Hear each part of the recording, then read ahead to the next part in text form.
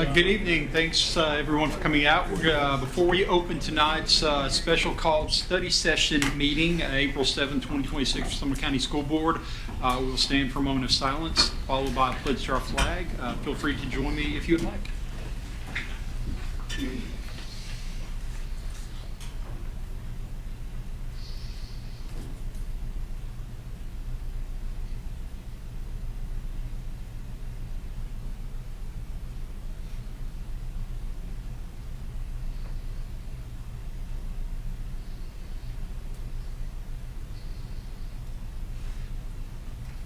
Pledge allegiance to the flag of the United States of America and to the republic for which it stands, one nation, under God, indivisible, with liberty and justice for all.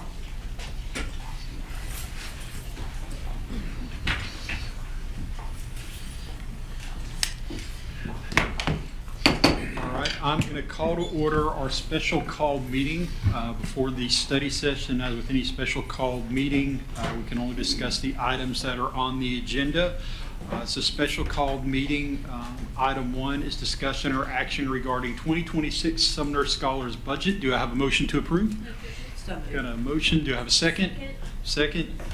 Any comments? Dr. Langford, do you want to provide any feedback? Yeah, we want to go ahead and, this has to be, this is not money that comes to us usually after the legislative session. So we need to get ahead of the curve so we can get on the commission, so we can get all the money and made it into our budget so that we can go ahead and start making purchases and then be ready to roll. We have a very tight window on this. Any questions? Seeing none, all in favor say aye. Aye. Opposed? Motion carries. Next item is discussion or action regarding the executive committee approval of HVAC unit rental for Beach High School. Motion to approve. Ms. Brennig, second. Mr. Evans, Dr. Langford. Makes a huge difference. It's not like NASA level air conditioning or anything, but it makes a pretty big difference in the classrooms and the office. Any questions? Mr. Lancaster? Sorry. Yeah, just make sure everybody's aware that this is insurance reimbursed, so we're not actually spending or having to spend any of our own money on this. And are we still on for the 13th delivery? Ship date is the 13th, so hopefully by the end of April we'll have everything installed and ready to roll. I can tell you there have been some other school districts that had similar type failures during the ice storm, and they've been given dates like August before their parts will come in. Mr. Evans? There was a couple of teachers I saw that they before we got our rentals into the buildings, they actually bought and purchased some personally. Is there a way that we can reimburse them for that? Not if they purchased it personally. Okay. I bought a projector one time that way. Okay. Unfortunately. Okay. Thank you. Any other questions? Seeing none, all in favor say aye. Aye. Opposed? All right, motion carries. All right, and we'll adjourn our special call meeting. Call to order our study session. All right. First item on the agenda with our study session this evening is presentation of the Sumner County Schools Internal School Funds Audit for 24-25. Assume that's not 24-25.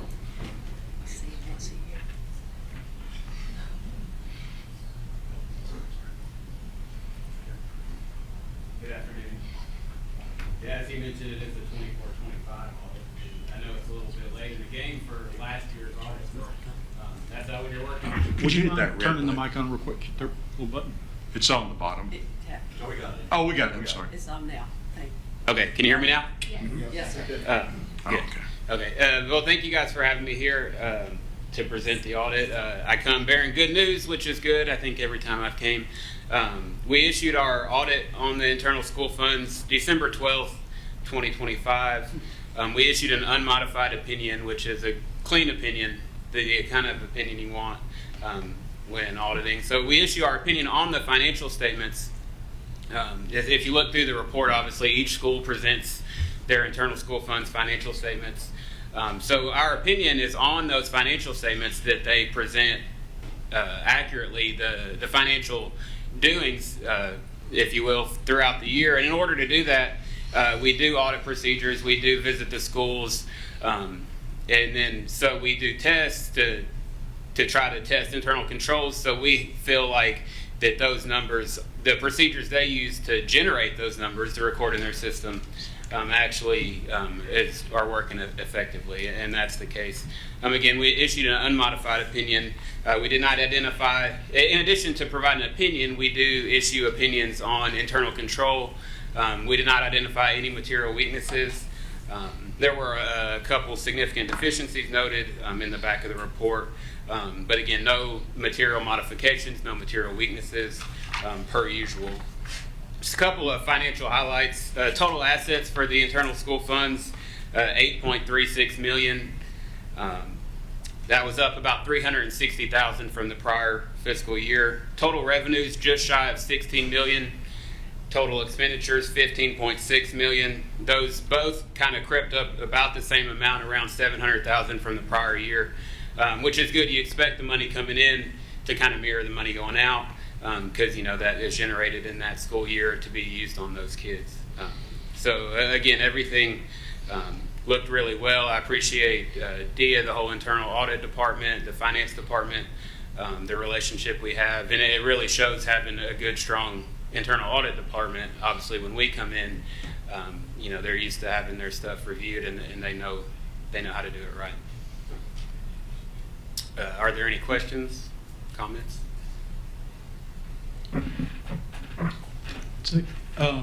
Dr. Langford, could you just kind of comment on the audit itself, how frequently we do the audit, and the number of different funds that are being looked at and managed by the school district?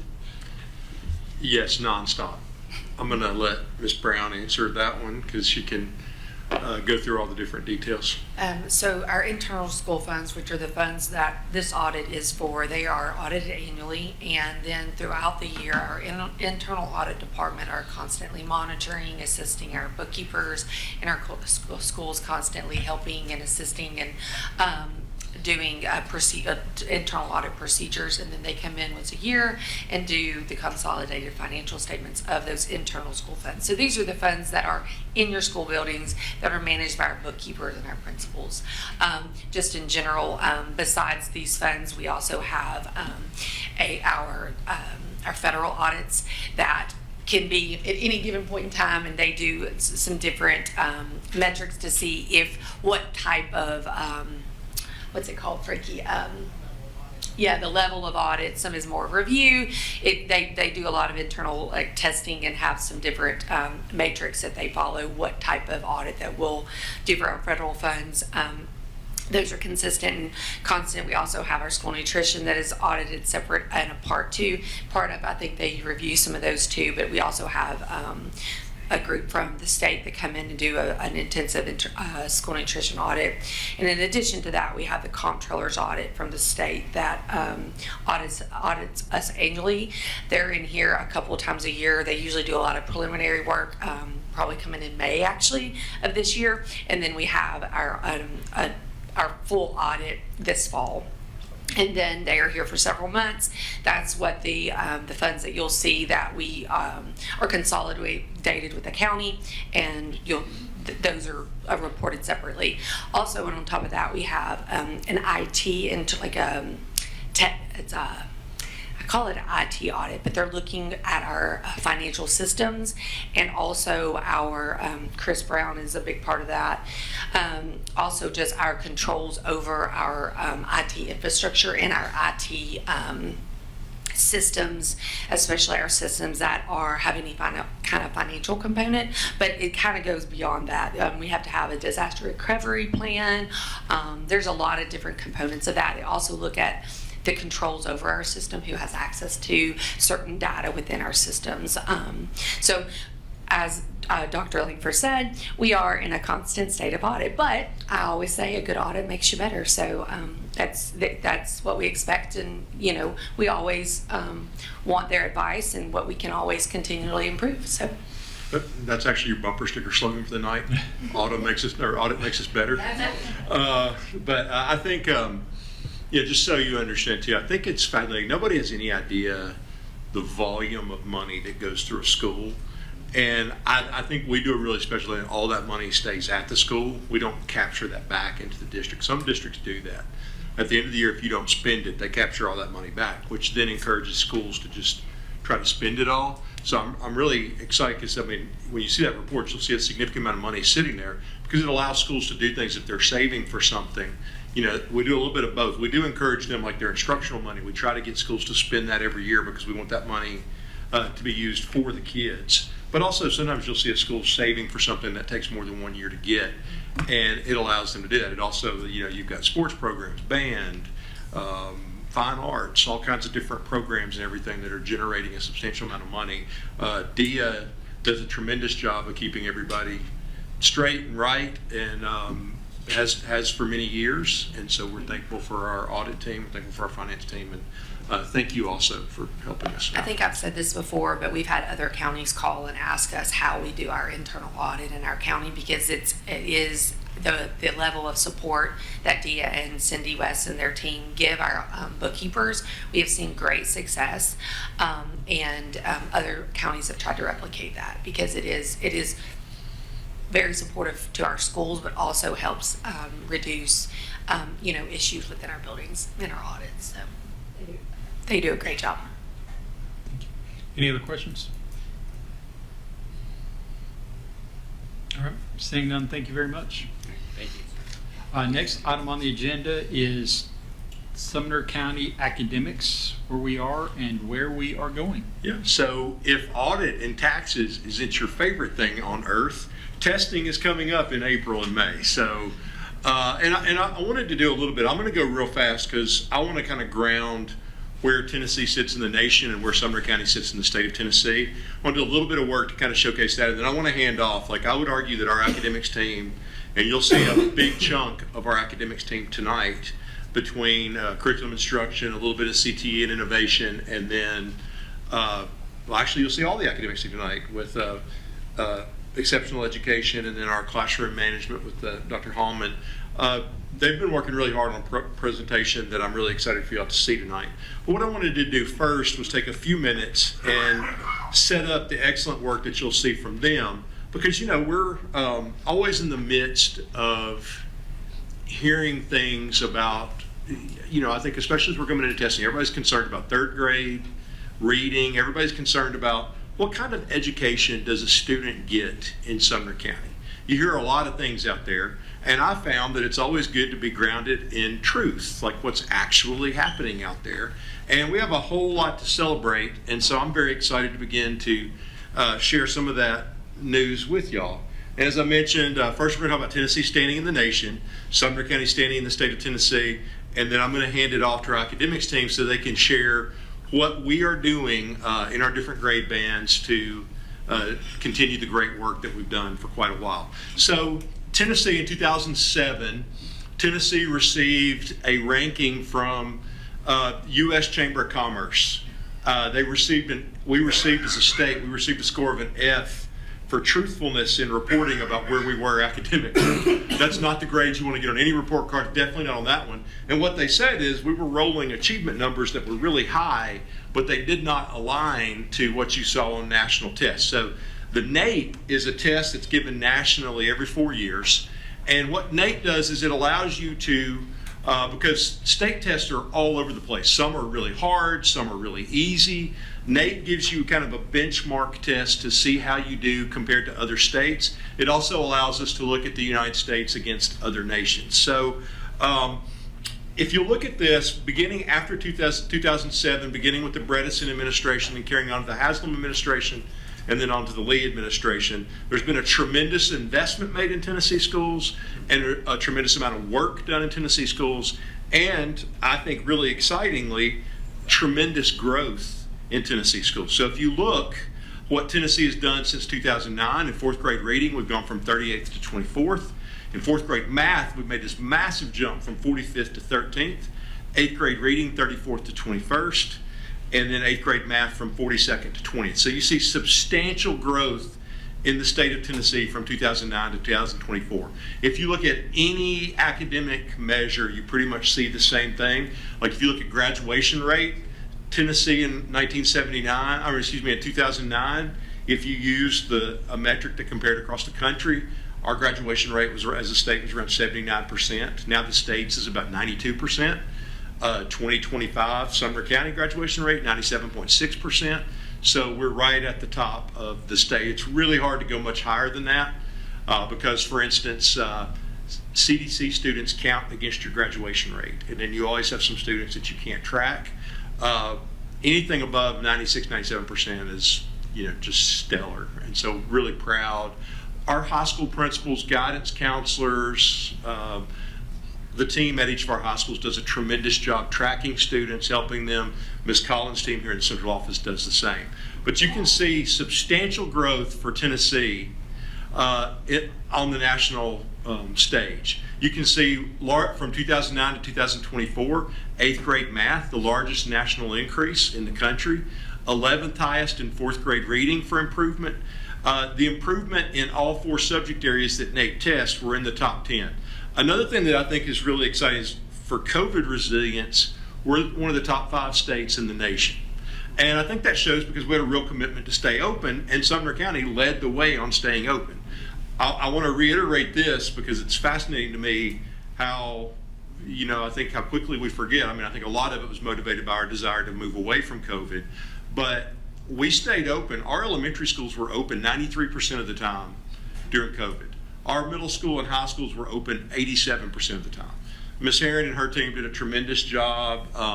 Our Miss York, our custodians, they look like Ghostbusters walking through schools. We almost eradicated flu and strep that year. You could tell when elementary kids, middle school kids stopped washing their hands because strep flu and everything made a massive comeback. Stomach bugs, but man, during the COVID years, we almost eradicated childhood illnesses. Anyway, I think that all speaks volumes to what the state of Tennessee has done from 2009 to 2024. Now let's talk a little bit about Sumner County, where we are. So this first graph that you'll see, it's talking about where we rank. This is for districts over 6,500 students. There are a lot of little city school districts across Tennessee, and they're functionally a little bit like a private school district, very selective on who their students are, and they run really exceptionally high achievement scores and things like that. They do a tremendous job. It's not to be critical of them, but there's a difference between a school district of 300 and a school district of 30,000. So this is filtered down to districts that have over 6,500 students, K-12. So if you look at those rankings in grades 3 through 5, we're 7th in ELA, we're 7th in math. If you look grades 6 through 8, we're 3rd in math and 5th in ELA. If you look grades 9 through 12, we're 2nd and 4th in ELA and math. Again, Tennessee making massive movement in the national forefront, and Sumner County is leading the way. I thought this was an interesting statistic. This is for all school districts. You can get the data file for each individual school. And so what we did is we looked at the number of schools in a subject that scored 65% or higher proficiency. That's meet or exceeds the standards. So if you look at that, we are 3rd in Tennessee in elementary schools. We are tied for 2nd in middle schools, and we're tied for 4th in high schools.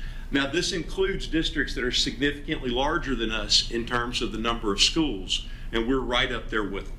So again, Tennessee, leader across the nation in academic improvement, and Sumner County moving right there with them. And at this stage, that's unless anybody has any questions for me about state and national level work, I'm going to turn it over to Dr. Miller. Mr. Lancaster? Williamson's first. Mr. So Lancaster? only a couple of questions. Yeah. I guess when we're looking at this from a statistic level, so it's all schools over 6,500. What is that? How many is that? Do we know? I'll have to pull the specific now. I'll pull it up for you after when Dr. Miller starts presenting. Okay. But That's just yeah. There's 144 school districts total in Tennessee. 6,500 seems like at least going to capture the. Yeah, I thought 6,500 seems about right in terms of catching where you're running a scale of testing with a diversity of students. I just want to make sure we're we point out that that's not 4th out of 4, 7th out of, Yeah. Yeah. I know it's a lot more than that, so that's why I'm Yeah. asking. Yeah. I do have one question while they're, if you go back a slide real quick. Dr. Miller, could you go back a slide? Yeah. Right here, I know we've had a lot of talk about elementary reading scores.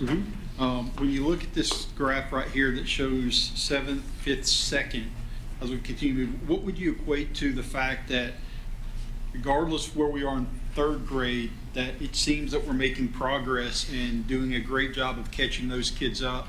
Now, they may be addressing this here in a couple minutes, but maybe I set it up, I don't know. Yeah, I mean, you're doing a great setup for Dr. Miller and Dr. Bowman. So I don't want to say too much because I don't want to steal their thunder, but I'll say I think that what's made the difference in Tennessee is a couple things, and absolutely in Sumner County. Number one is we started to work with standards around 2011, 2015. We put strong standards in place. Once we got strong standards in place and we knew what we were looking at, we began to decide like, hey, we got to have assessments. And so, for instance, we added a benchmark around 2020 so that we could give our principals, our teachers, everybody a look to see where we actually were. And then, of course, curriculum is important. You want high quality materials so that across there's a statistic that in the United States, the diversity within a school building in terms of the quality of teaching, quality of class, is greater than the diversity between buildings. So typically, a lot of times you can have a very different experience in Algebra 1 on one side of the hallway from the other. Curriculum levels that playing field. It gives a normed experience like used to, like 10, 15 years ago. You could see a very different set of materials in, between 2 elementary schools. Now you see the same high quality materials. That's been a huge investment of Tennessee. And you see that in every school district in Tennessee. We've invested heavily, like you can't get certified to teach in elementary now without understanding the science of reading, which is huge. So all that's important. The most important part are the people that we lead and train and develop. And I think I'll stop there now because I want to turn over to Dr. Miller because I don't want to go too much. But it's the biggest part, I think, as you'll see tonight as you listen to our academics team present are the people. I agree. Thank you. We took the word study session to heart, as usual. The academics team gave you some homework. So you've been given a folder. Again, going back to education's evolving all the time. People are evolving all the time. And in this, we want to challenge you before we really dig into the work tonight. This is a quote by Simon Sinek. The goal is not to win the game, but to keep playing the game. I love Simon Sinek. This is from a book called The Infinite Game. And he talks a little bit about mindsets. And I'm a big Carol Dweck, I think your mindset is 90% of what we do as adults and as kids and as just people in general in our society. So talking about finite versus infinite. If you can look at the slide, a finite mindset is clear rules, fixed players, there's an end point, there's a winner, there's a loser. So he uses you can't win in marriage, you can't win in life, you can't win in education. That's actually one of the examples that he uses in the book. So the infinite game basically says you got changing players, evolving rules, and no finish line. The rule is to keep improving. Now, do not hear what I'm not saying. I do not think it means we don't set goals and strive to achieve those. We do that. So that's not an excuse or some fancy thing to get away from accountability. Accountability is real and it's very, very needed and we take it really seriously. But I do think understanding the game that we are being asked to play is important, and that it is constantly evolving is a really important piece to that. So as we go in tonight, I want you to think through this lens. There's a couple things we're going to ask you to do. The focus really is going to be on building systems, investing in people, and staying true to the mission. Those are going to be the things, because those are the things that are constant. We've got to have systems that are going to get us to where we need to go. We've got to invest in our people, and that includes you, your families, our communities, our district team, our teachers, and especially our students. That's the end result.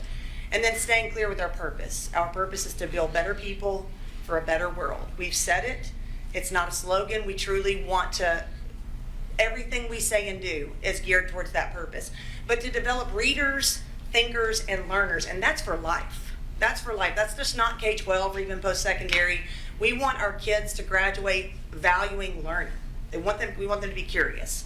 So thinking through this from this lens, if you treat education like a finite game, we're just going to be chasing a score. And as you can see, I mean, it's just a complex system. And again, I'm not saying scores aren't important. They are very important. It's a very important indicator to pay attention to. But what we really want to do is treat it like an infinite game, so we are building learners. That's what I want for my own kids. I have 2 kids of my own and nieces and nephews, and you all have your own kids, and that's truly what we set out to do every day. I can tell you, I watch everybody in this room live this every single day. So as we're going through the data, we're going to have elementary, middle, and high present. We want you to do a couple things. First is we want you, as you're looking at the systems and you're looking at the people investments and you're looking at the purpose, think about what would a kid need to be successful? What would an actual 3rd grader, 8th grader, 10th grader need to do or know to be successful? That's number 1. Number 2, what would a teacher have to be prepared to do? Or what would they have to know? Because they're a hinge point in the system. They've got to be able to transfer this knowledge to our kids. And then 3rd, how does that transform into how can we as a team win Sumner? You guys, your families, our community, our teams support our students and our teachers. That's the lens through which we really want you to dig in and be vulnerable tonight and help us kind of problem solve through this. So one of the main reasons why we're here today, we've already spoken twice to the board. We did a presentation in August to kind of give you our kickoff of what our data said and what our plan was. We came back to you guys in November to talk more about testing updates and some changes in accountability. Anna Connor and her team did that. So tonight, one of the changes that we wanted to let you guys know is that the state of Tennessee has changed our district improvement plan process a little bit. In the past, it's been a 1-year plan where you set one goal and you worked year to year. Not a bad system, but they have just recently switched it to a 3-year plan, which luckily fits our long-term vision piece because we were already moving in that direction. We were thinking beyond 1 year anyway. So the new district improvement plan is 3 years long, and we can kind of look at where we want to go in incremental change. And the reason for this is the state's realizing this is a complex thing. Teaching children to learn is complex, and it takes a long time. What they didn't want us to do was try something for a year and jump ship. So we're looking more long term to make sure that we are building a cohesive plan that we can really dig in and invest in. So I think that was a good shift. The first draft of the plan was already submitted March 31st. We'll get feedback on that plan. And then from there, the district plan will drive each school improvement plan. Those school improvement plans will drive the work that we do with our individual principals for their strategic planning. So it's all connected. So none of it's just an arbitrary number that no one knows about. We're working really hard to connect those for our leaders. All right. So we have several goals in our plan, from ELA to math to college and career ready. For time's sake, tonight we chose literacy as our focus because we know that that's foundational for every student's success, whether it's college, career, just being a human in society. Literacy is a huge skill. So we decided to focus there. So what you're going to see is trends in literacy, and that's where we're really going to focus, but we've got math goals, we've got college and career ready goals as well. So if you'd like to dig into that, we'd be happy to dig into that other stuff later when we have some time. So our overall literacy goal for 28-29 is 60% proficiency in literacy. Now this is K-12, but really it's 3-10 because we don't test technically K2, and then we don't test after 10th grade except for the ACT or AP scores. So our goal right now is 60% in literacy. Again, once we reach that, which I think we will, we'll continue to grow. Currently, right now, we are at 51.4 K-12. In literacy. And again, we're not satisfied with where we are. We realize that we're doing a really good job of looking at our data, identifying what we think our issues are, and creating long-term plans around that. So that's really where we're going to live tonight. So in the next couple of minutes, you're going to get an overview of elementary, K-5, and you're going to talk about 3rd grade TCAP. And you're going to follow along in your packets. Then middle school, Mr. Cripps is going to come up and talk about 6th through 8 TCAP.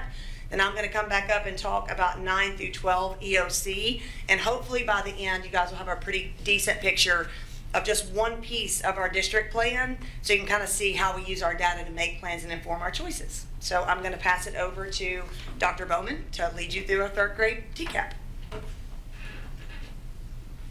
I was expecting an applause, but I didn't go. Thank you. Everybody wants to talk about 3rd grade, so here we go. Let's jump into it.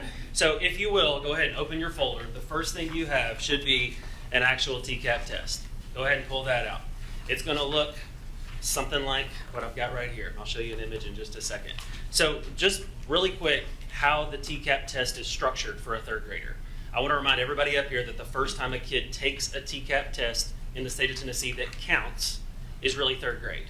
Now, last year we started with second graders just to practice that, so this year's third graders at least have sat for a test before. That's the first time that's occurred, but it doesn't count for any accountability purposes. The first time a kid sits for a test in the state of Tennessee that is high stakes is in third grade. This is the structure of what that test looks like. So there are 4 sections of that test. You'll see that section 1 is a reading passage, and then they have a writing prompt that they have to respond to. There's a rubric that corresponds to that, and I didn't provide that for you, but that's how that works. And then sections 2, 3, and 4 are entirely reading passages with multiple choice questions. I've given you a sample of what that looks like. Typically, they're going to have 4, 5, 6, 7 passages that they're going to read during the duration of sections 2, 3, and 4. There's a total testing time of a minimum of 180 minutes. Any student is actually allowed to request an additional 20% of time. It is supposed to be prompted by the student and or the parent to get additional time. So there's some flexibility with the seat time there.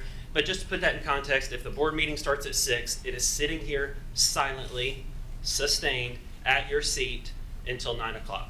Okay, some of you have experienced that, right? So that's a little bit what it's like for an 8 or a 9-year-old to sit and take this test, okay?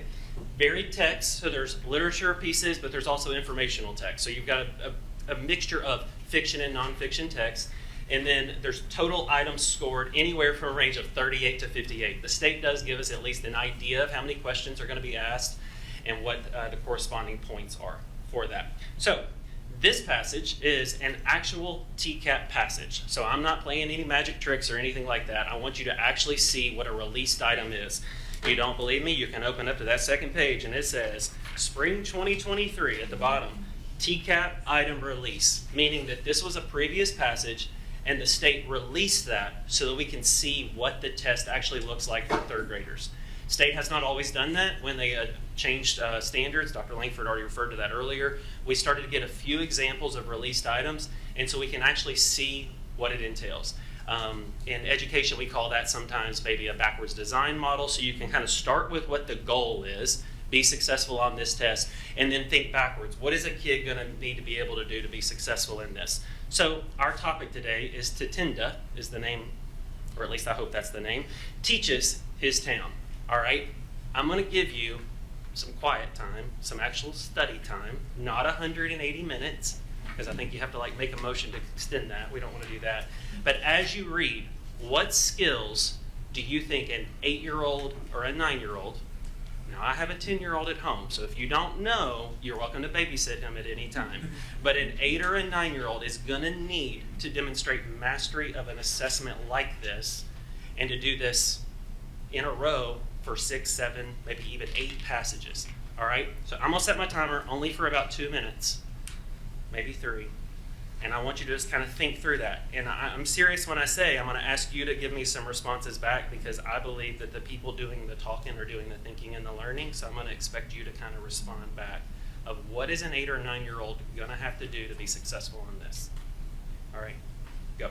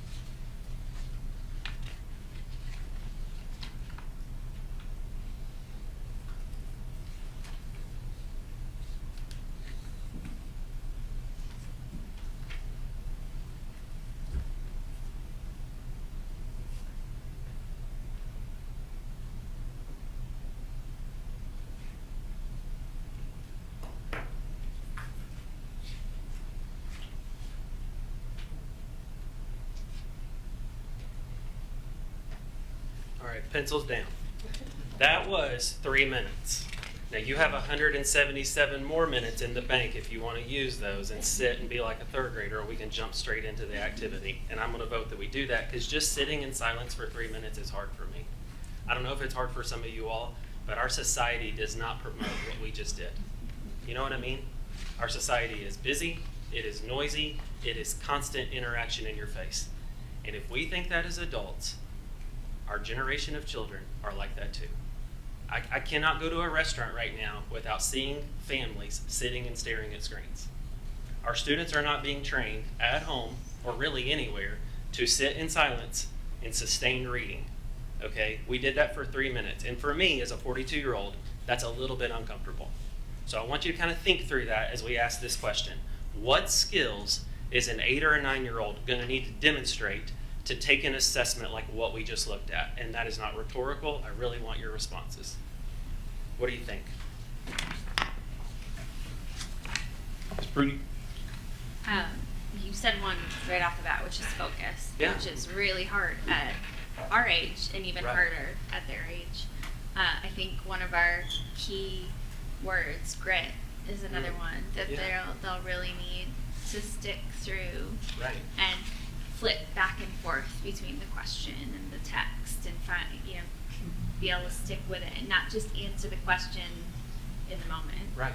We're talking about sustained focus is so critical. Yeah. I mean, for me, if I'm sitting here reading and the air kicks on, I'm distracted by the air. Or if somebody drops a pen, or I'm bad at clicking my pen. In fact, my colleagues gave me a pen that doesn't click and I didn't bring it tonight.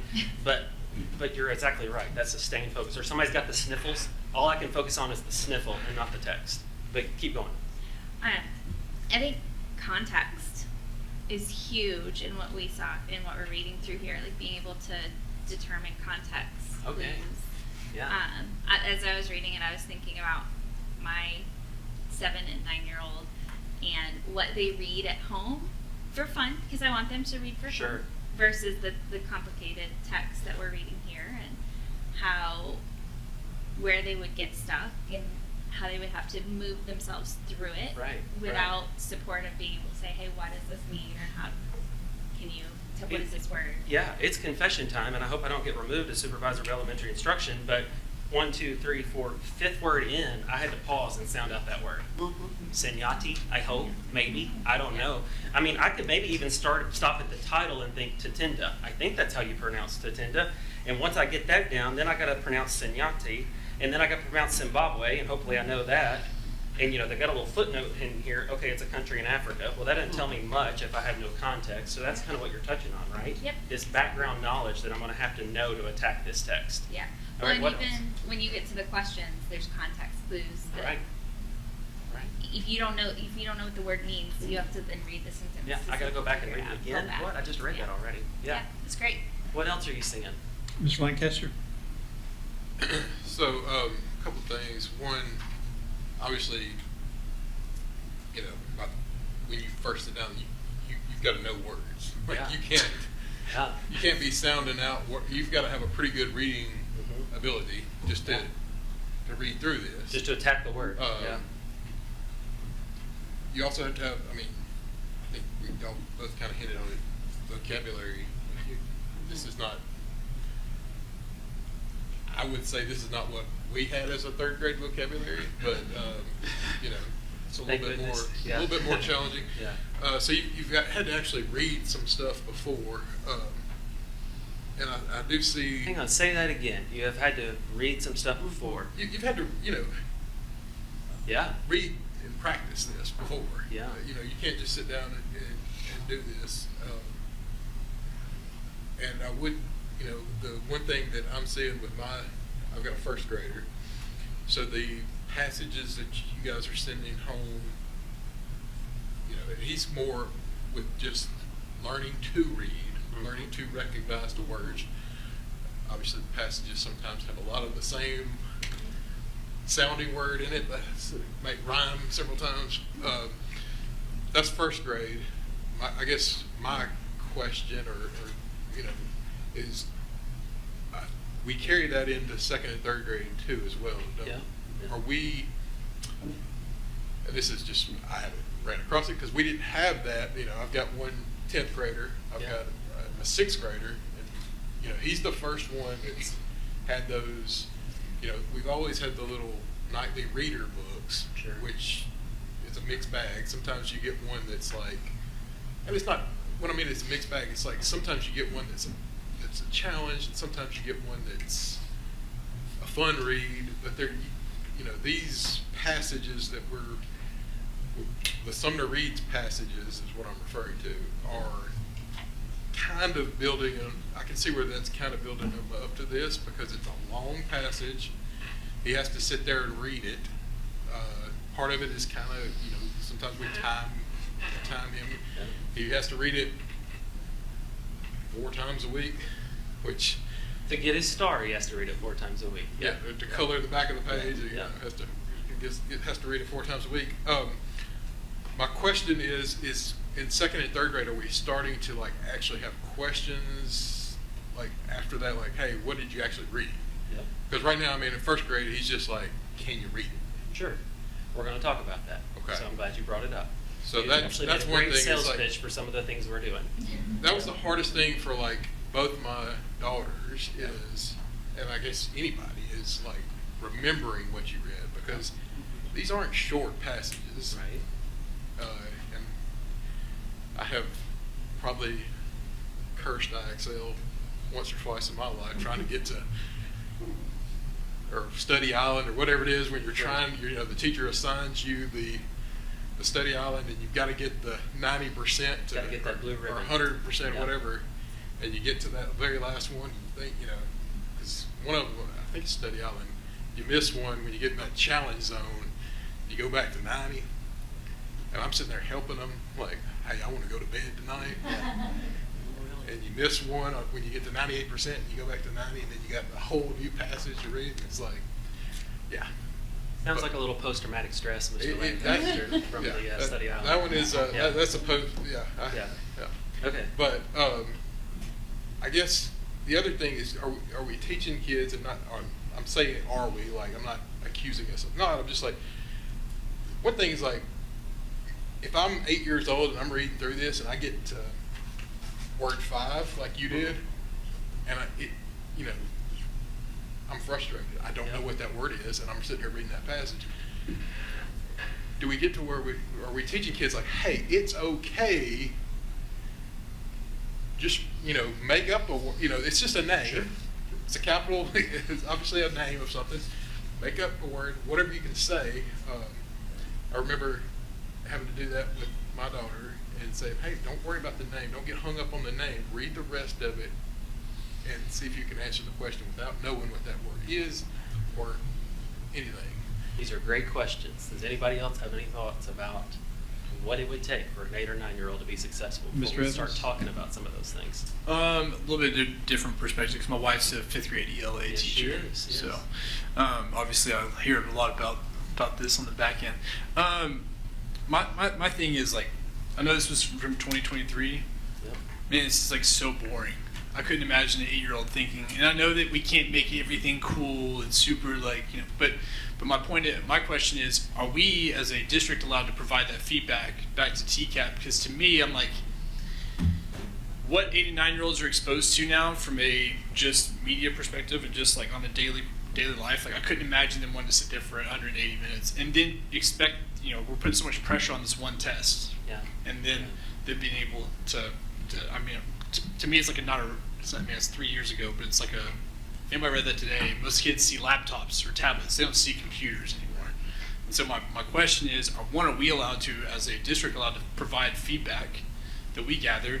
And then also, what are we doing I'm just thinking realistically too, do we allow our teachers to have the autonomy to, what happens when that environment doesn't go as what you said, where it's quiet for 3 hours, because that's not realistic. So what are we doing from an autonomy perspective to allow our teachers to be flexible and make it work? Okay, those are good questions. I'll start with the feedback process. So there is not a specific structured way in which the district provides feedback to the state regarding the test. However, these assessments are developed through an item review process that teams of teachers do participate on, and that happens in every grade and every subject level, where teachers sit and read and they have conversations about some of the things you're talking about. Does a child at this age have the contextual background to be able to answer questions like this? Is this text appropriate for the students that are reading it? Same happens with mathematics, for example. I know Ms. Connor actually sat on the item review committee multiple years, right, Ms. Connor? It's kind of like her Disney World. She's nerdy like that. But they literally sit and look at test questions, and they really debate in groups of teams of teachers to talk about that. When I was a principal at Hunter, we had teachers that participated in all subject areas, and it kind of gave us insight, honestly, as a school about what does that assessment look like. So that does happen, and Sumner County does have teachers that are represented there. As far as kind of building up that stamina, for lack of a better word, of kids being able to sit for a sustained period of time and read that, there's multiple strategies teachers are trying to do with that, but the age is challenging. We're going to jump into the next slide, and I'm going to go ahead and share with you just some things that are immediately at the top of mind. So skills that a kid may be able to do. There are about 50 ELA standards just in 3rd grade, okay? Those standards are actually functioning in 2 different groups. There are constrained skills that a child has to be able to do to read. When I think of constrained, I almost think of the word contained. They can be put in a box. So Mr. Lancaster, when you were talking about these repetitive sounds you're practicing, those are your phonics skills that maybe you're practicing the short I sound or something like that. Those are very almost concrete. Like I can master those skills and they can be done. There's also these unconstrained skills or uncontained skills, uncontainable, that I can't trap in a mason jar, okay? And those are things like, can I develop all of the background knowledge a child is going to have to be able to have in order to attack a text about Zimbabwe? It's virtually impossible to prep a kid for that. Another released item we have about the writing assessment was about bike lanes. The number of students that had to write a written response about bike lanes that have no context about what a bike lane is in this county is pretty significant, I would argue. I mean, my own children who live in a neighborhood and ride bikes on the sidewalk and the greenway probably don't have the context about what a bike lane is. So we're grappling with contained skills, things we can kind of control and understand and know, and that's our phonics, versus these unconstrained skills that honestly at 42 years old, and you all know this as well, you're constantly still learning new context. You're constantly still learning new background knowledge. You're constantly still learning new vocabulary. Those are things we can't necessarily predict. And so our job is to try to expose students as much of that as possible while also just trying to create good readers and good learners and not prep for a test. So it's tricky, but we want to show you a little bit of the progress we've made toward that. So multi-select questions, nobody highlighted that, but I don't know if you noticed that there's a part A and a part B. If a kid gets part A right and they miss part B, they get partial points. But if a kid misses part A and they get part B, they don't get credit. So there's some nuances around that where they may get a question right but still not get credit for it. So we have to be aware of that as well and practicing just some of that. Perseverance, we talked about that already. Of course, organizational skills. You've got to be able to manage as an 8 or 9-year-old on your desk this test booklet, an answer key, potentially pencils or multiple pencils, and you know they've got to have their fancy erasers, and possibly scratch paper as well. And so we're just talking about basic organizational skills of how to set up your desk to take a test like this. All right? So how are we going to ensure success on 3rd grade? Before we Yeah. go on, we had a couple people Oh, that I had some apologize. questions or comments, or I know you turned your lights off for Ms. Lacy. Are you?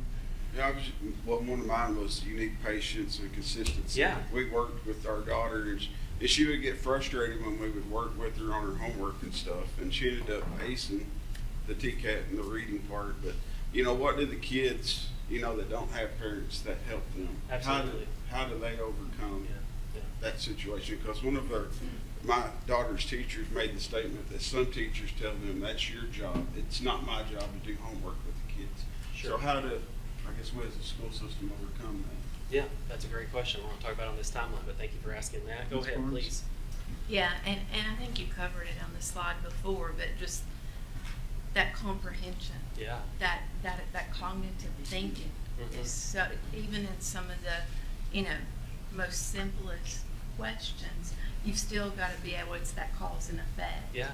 to understand. So I have a new admiration also for third grade teachers and TCAP, because it comes back to what Ms. Brennan said about the focus. How do you keep, because I know my grandkids, they don't enjoy reading.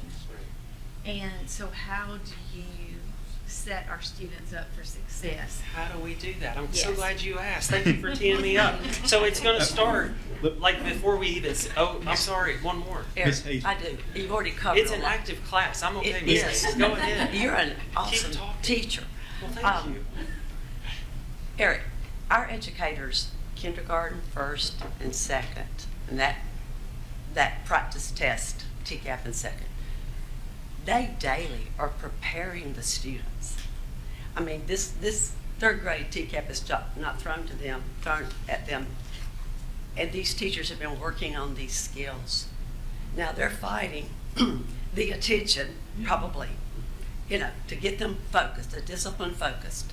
But they work with them every day to prepare for this Yes. TCAP test. Yes, and it's reading, you learn to read, and then you read to learn, and comprehension, and reasoning skills, and the critical thinking skills that are being taught kindergarten, first, and second, preparing them for this, You got it. which I think we do extremely well Yeah. in this county. And there's good news. I think we're even doing it better than we've ever Yes, done before. ever. Yeah. Okay, so in pre-K, am I ready to go on, Mr. Daniels? Sorry. In pre-K, so you're already starting to learn, right? So if it's blocks, if it's through play, if it's through just oral language, if it's through just words like light or whatever, we're already building knowledge, right? We're already building word recognition. We're already building this connection that things are represented by words. And so we're already doing that in pre-K programs, whether they're Sumner County pre-K programs, whether they're private pre-K programs, whether they're people at home supporting kids. The reality is there are some kids that walk into our kindergarten classrooms that do not have that. We're prepared for that. So Mr. Lancaster already has touched on this. We are trying the best we can to engage our parents in practicing skills at home that are aligned exactly to the skills that we're teaching at school.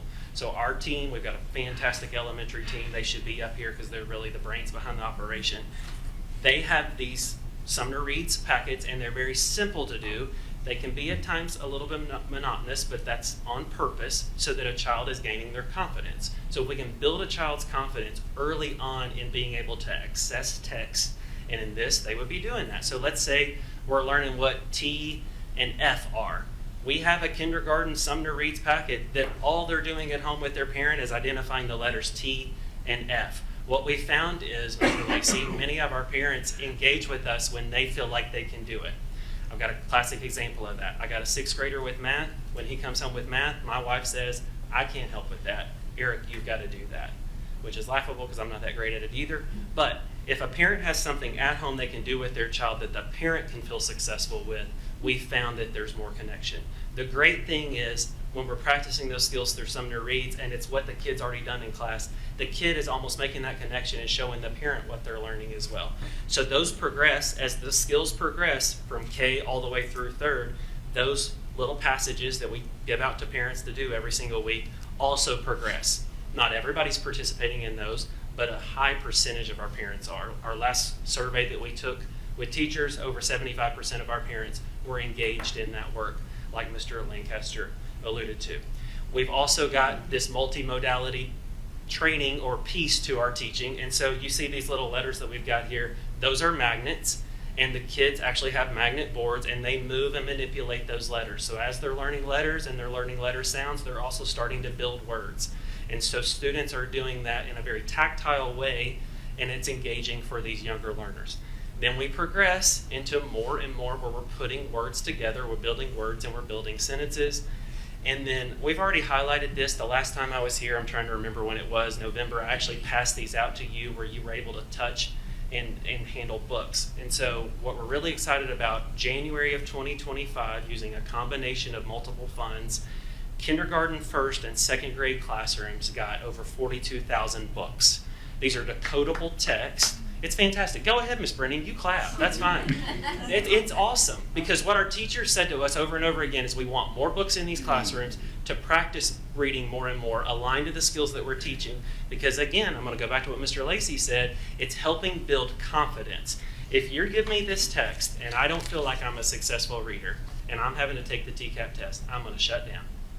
I'm immediately going to shut down. But if I can get a kid in kindergarten, first or second grade that's getting the confidence that I am a reader, I can be a reader, I want to be a reader, and we get their mindset right, they walk into third grade a little bit stronger and more prepared to do that. So we can't fix our third grade challenge by just beating down on third grade teachers and kids. That's not going to work. We've got to start sooner. So I'm going to ask a little pop quiz question and see if you know. We were strategic about this as a team when we first rolled out these decodable texts to grade levels. So we did one grade level at a time to really encourage teachers to read these texts in their classroom with kids in small group and whole group, etc. What grade do you think we picked first for kids to get these books in their classroom? We didn't pick third grade. What do you think? We started with our first graders. The reason we did that is we've got some partnerships with other districts in the county, and we call them when we ask for their advice. So we talked to Wilson County, we talked to Williamson County, we talked to Collierville. We said, hey, what are y'all doing to increase literacy scores? What do you think we should do? And several of them pointed to focusing on fluency in first grade.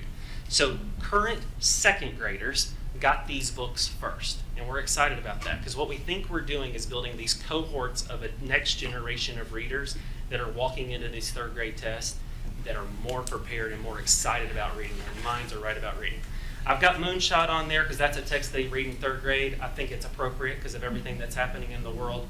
Well, not everything that's happening in the world, but at least the part about the moon that's happening in the world. And my third grader is obsessed, or my fourth grader is obsessed with space right now because he read that book in third grade.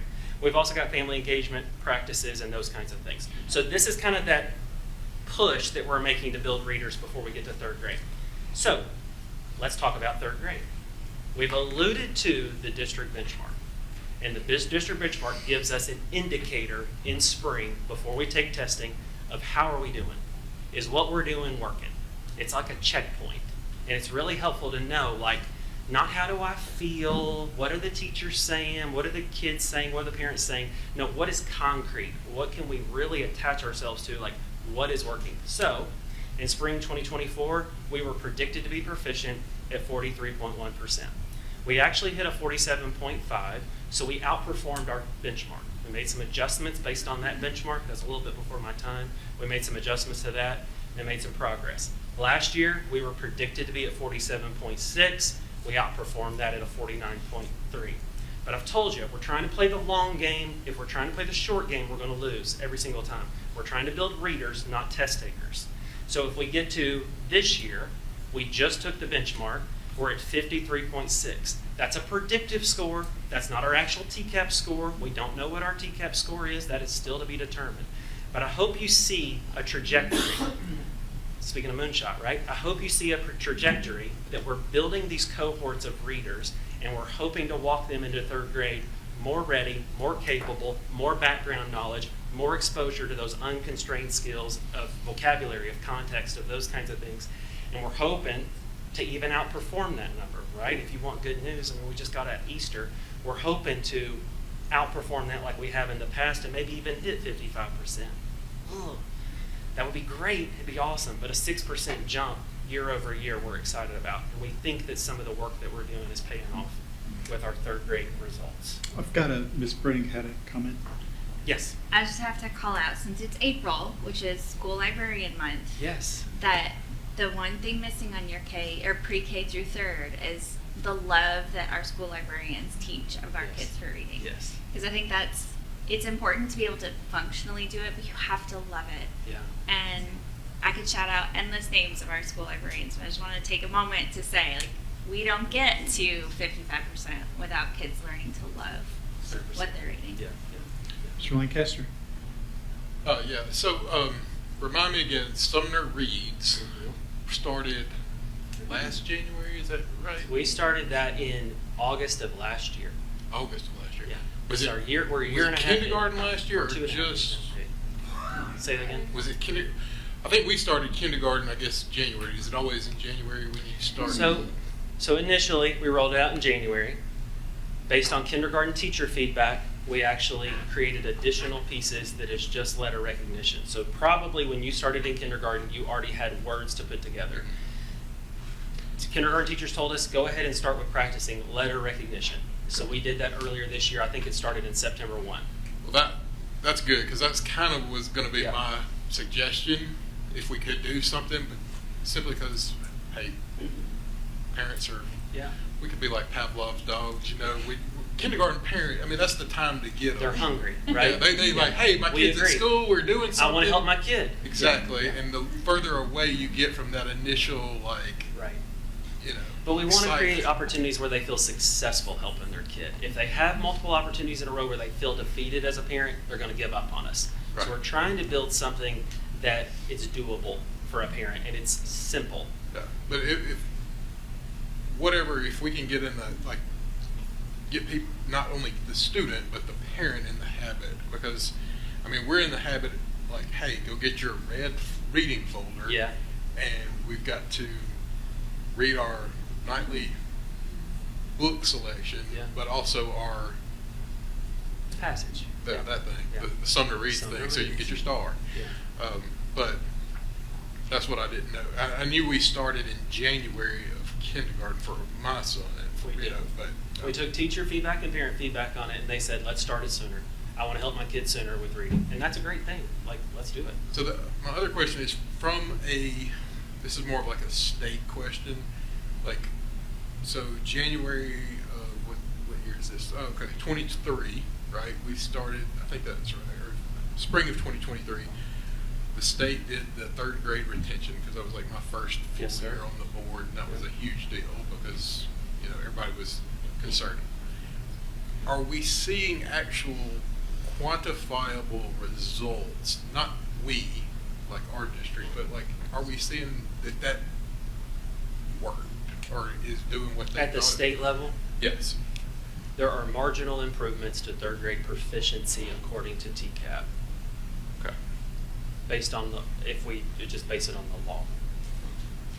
And are they? I guess are they tracking those specific students that are? Oh, yeah. You know, that are getting So, remediation. yeah. So my whole May and June is really the reporting that is required for the state. So every child has to be accounted for and what their promotion pathway is. So are they promoted through test initial? Are they promoted to the makeup test because they're allowed to do a second test that actually doesn't count toward our proficiency rates, but a kid could pass it and move on. We also have to report every exemption and why that child is exempt, whether it's they're an EL student, they've been in the country less than 2 years, whether they've got a special education designation that allows for them to be exempt, things like that. And again, I'm not Every child has to be accounted for. definitely by no means am I like advocating that was a good thing or Yeah. anything like that. I've probably been. It's something that keeps us busy. for Yeah, sure. but if we've gone through the, you know, the hardship of that, and the, you know, I would like to know that somebody's at least saying, well, hey, we got something out of it. There's a lot of man hours that are required of that. Honestly, they're weekend hours because the state loves to drop that data on a Friday, and then we have to turn around and do makeup test on a Monday. And so Ms. Connor is a fantastic partner with that. She gets the data from the state. We put it into our spreadsheets. We then contact the schools, and we start working on calling parents to say you'll have to take a retake. That's just the nature of it. That's what it is. And I think sorry to take up time, but my final question is, from a district standpoint, like that, what I guess we can do, or we can set for a goal. You know, from when kids get to 6th grade, it's kind of like they have iPad. You know, we've kind of done something to kind of even out our schools as far as what they have access to. Elementary schools have always been different from that standpoint, at least in what some schools are able to provide and what other schools are able to provide, not necessarily the core stuff. What I'm saying is, do we have like a standard, like every elementary school is going to have at least this? Yeah, that's a great question. So when I go back to the investment we made in decodable readers, for example. Right. We started with first grade. A little bit of a psychology twist on this. Rather than making this a top-down district mandate, you're going to put these readers in your classroom, we did a little different approach. And we went out to teachers and said, would you like to opt in to have these resources in your classroom? What was really cool, out of 28 elementary schools, 26 out of 28 said, we want those. And they volunteered for the training. So when they came to the training, they were not like typical teachers that have to be there for a training. They were actually like, we wanted to be at this training. We signed up for this training. And as they walked out the door, they got their box of brand new books to take back to their classroom. So we did a different approach with how we did the entire process for training and even implementation. What was really cool is from January to June, teachers talk. And they post things on social media, and you all are aware of that, right? The other two schools said, hey, I want these readers. What about these readers? I want these readers to our school. So we created almost this contagion effect where they wanted it, and they wanted, like, it caught on. And then what was really cool is we had kindergarten teachers and second grade teachers that said, hey, what about these readers y'all are buying for first grade? Why don't we get any readers? Oh, you want some readers too? Oh, that's a great idea, you know? All of a sudden teachers want the curriculum, right? So then we got them those two. But what I think the contagion effect was, not just the psychology behind it, they saw their kids being successful reading. And that's the beautiful thing, right? Dr. Bowman, I think is. I'm going too long. No, Okay. I'm sorry, but you're doing fine. Yes, but okay. But I do want to say, because you and I were not native speakers of elementary, right? And I would say, Mr. Lancaster, to your point, when I started in 2018, the first thing that I had to learn, Ms. Skinner and her team members taught me this. When you went around our elementary schools, it's not that we didn't all have the same materials. We had radically different philosophies about how you teach reading, some of which we now know actively work against the science of reading. They actually probably slow kids down. So I think in addition to the decodable readers, having a uniform philosophy that, like the science of reading, which the state of Tennessee has also bought into, but I think what Dr. Bowman was pointing out is, one of the slides says, building strong systems, investing in people, staying true to a clear purpose to develop readers, thinkers, and learners. That long game is paying real dividends in what we're seeing in our kids every day. Yeah. I think Mr. Lacey had. Well, just one of the questions I've had, like I've done a little research, like Union Elementary, I think their literacy rates is 85, 89%. But some of our other schools, what's the lowest proficiency school that we have? We have some schools that are in the 20s on proficiency. And see, that's and I love your passion. I know you're doing a great job, but what are we doing differently for those schools to help them achieve? That's a fantastic question. We have some intensive support models that we are working with those schools pretty directly and intensely. Not just with their teachers, but also with their leaders. So we're walking through classrooms to say, what are we seeing? Are we using the materials as they're expected to be using? Who's doing the reading in this classroom? It's simple questions like that. Are we hearing the teacher read more, or is the child read more? And you'd be surprised, sometimes in a classroom, the teacher thinks they're doing a great job, and I'm not ever going to bash a teacher. It's the greatest job in the world. I love it. But sometimes the teacher's doing more reading than the kid's doing. And so we need the kid to do the reading, right? And sometimes I catch myself like Mr. Lancaster. I'm trying to get through the homework, so I'm kind of reading it to my kid. Let's move along a little bit. The temptation is there. We've got to guard against that, require that the child does the heavy lifting so they become the successful independent reader.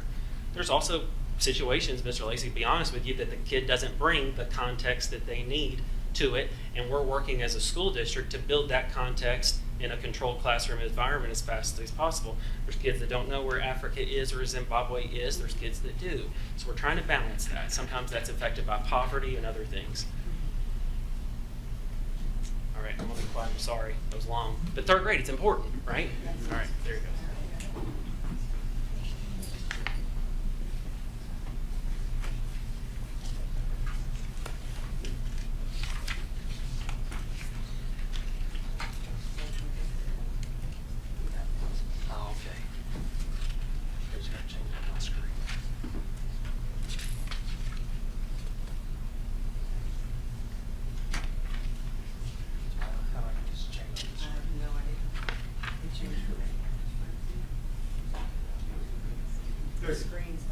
This screen is not adjusting at all. Thank you, Dr. Bowman. Congratulations, board. You have proven your accelerated learning capacity. You are now 8th graders. So taking into account everything that Dr. Bowman shared with you about the expectations of 3rd grade, beginning kindergarten, 1st, 2nd, 3rd, So keep that, because you can't let that go. But now we're going to move forward to 8th grade.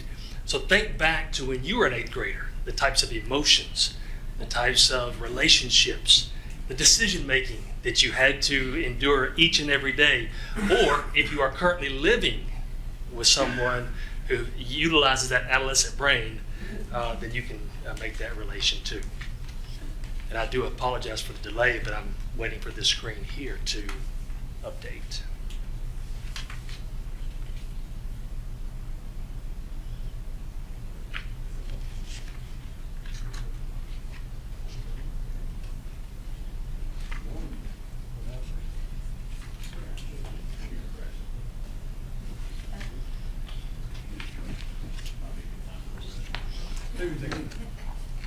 So what I'll do is I'll just pull it up. I hate to do this, but on my phone so that I can speak from my phone because I can't see these, but I don't want to delay too far. Why don't we take like a quick 5 minutes to look Okay, and see if we I can see get it. Okay, we're good now. Never mind. If you need to go to the bathroom, just go.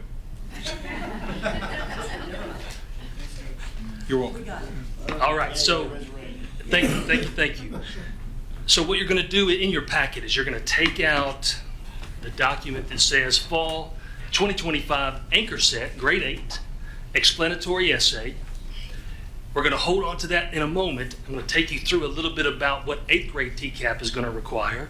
But we're going to jump into this a little bit, and like Dr. Bowman did, you'll have a reduced amount of time, but you're going to see that the complexity and the requirement for students is going to step up quite a bit. So again, placing this to the side, you're going to look at the structure, the overview of 8th grade TCAP. So there's 4 total sections, just like 3rd graders. But the first section is a reading, writing prompt, and often a paired text. So students will have 2 texts to utilize, to compare those texts, to pull evidence from those texts, and then to respond to a prompt. So that will be the first section, and that is they're either responding with an argumentative, explanatory, or a narrative type of writing from the text provided. Sections 2 through 4 contain reading text that they have to then respond to multiple types of multiple choice questions, multiple select questions, which will require them to select all that apply, but then also you have composite items, which would be Part A and then Part B. Now you're not going to find that in what you have in your hands, but you'll see text where that will require students to answer a Part A, and then based off of that answer to Part A, they then go to Part B to defend that response to Part A. And you're going to have to get both correct to get that credit. So that's, again, Section 1 is the writing. Section 2 through 4 will be multiple passages, and they're facing multiple types of questions. Again, multiple select and those composite. 230 total testing minutes with varied text. So you have literary and informational text. 30 to 42 total items to be scored, and then 16 out of 58 of the operational points are coming from writing. So about 30% of that TCAP assessment is coming from their writing response. So now we're going to dive in.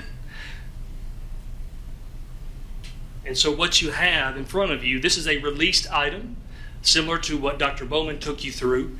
And so this released item, the purpose of this release was to give schools and teachers the ability to look at the text, to look at the prompt, and then to look at actual student samples and to see how those samples were scored. So I'm going to also set my watch for 3 minutes. And what I'd like you to do is you're going to look at the 2 different texts. It's, like I said, paired texts. You have 2. And so the first passage is to really learn, fail, then fail again. The second passage is titled New Math, Fail plus Try Again equals Real Learning. You're going to scan through those, so you won't have time to fully read those. Students have 85 total minutes to read both texts, to look at the prompt, to organize their thoughts, and then to write within that 85 minutes. But you're going to have 3 to look at, to scan through both of those paired texts. But what I really want you to do is look at the prompt. So when you move through the 2 texts, you're going to look at the prompt, and that prompt is going to require you to use both text to then kind of make a claim. But what I want you to do is, after you scan through all of that, looking at the prompt, I want you to take a little bit of time looking at the student sample. And that is the first page that you come to with blue paper. So you'll look at that. So take a moment. And then what I'd like us to talk about when you're done is some things that you notice from the student writing. So I'm going to stop talking and let you go.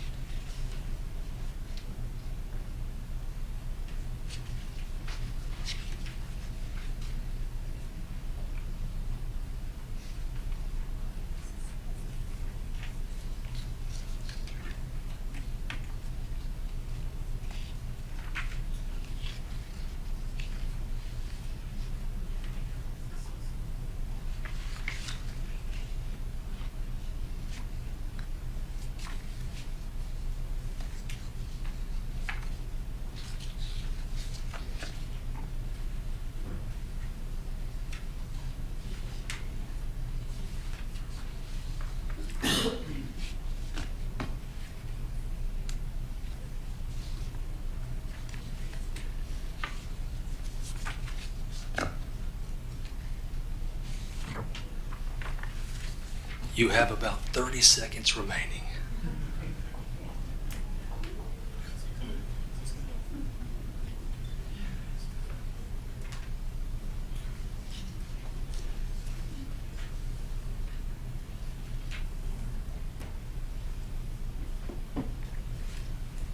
Man, I'm just having flashbacks to when I was at Ellis, when you were at Ellis, and I had to take these tests. So, you know, it's like they throw me back a little bit.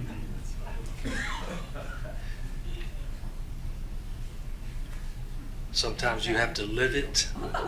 I like learn. see some of the like the rubric stuff. I remember seeing some of this. Like that's what's crazy in my head. So let's jump in. So what are some things when you're thinking about whether it's the prompt or the specific writing sample that you've looked at? What are some things that you've noticed? whether it's like what it would take for a 13 to 14-year-old student, 8th grade student, to be able to organize thoughts around those texts. How did this student do that or not do that? Just what are some thoughts? You gotta have some, I guess, the ability to outline your thoughts and plan ahead a little bit there. Yes, sir. But I guess my first question, or first two questions, there's one, you gotta wanna at least try this. And I just, the biggest thing I have with my middle schooler is motivation. Yes, sir. They don't care if the sun don't shine. If it's not on TikTok or makeup, she don't care. And so, that's one thing. Is like, how are we like trying to? It's amazing that we get them to even complete the test. Is one thing. The other thing is like,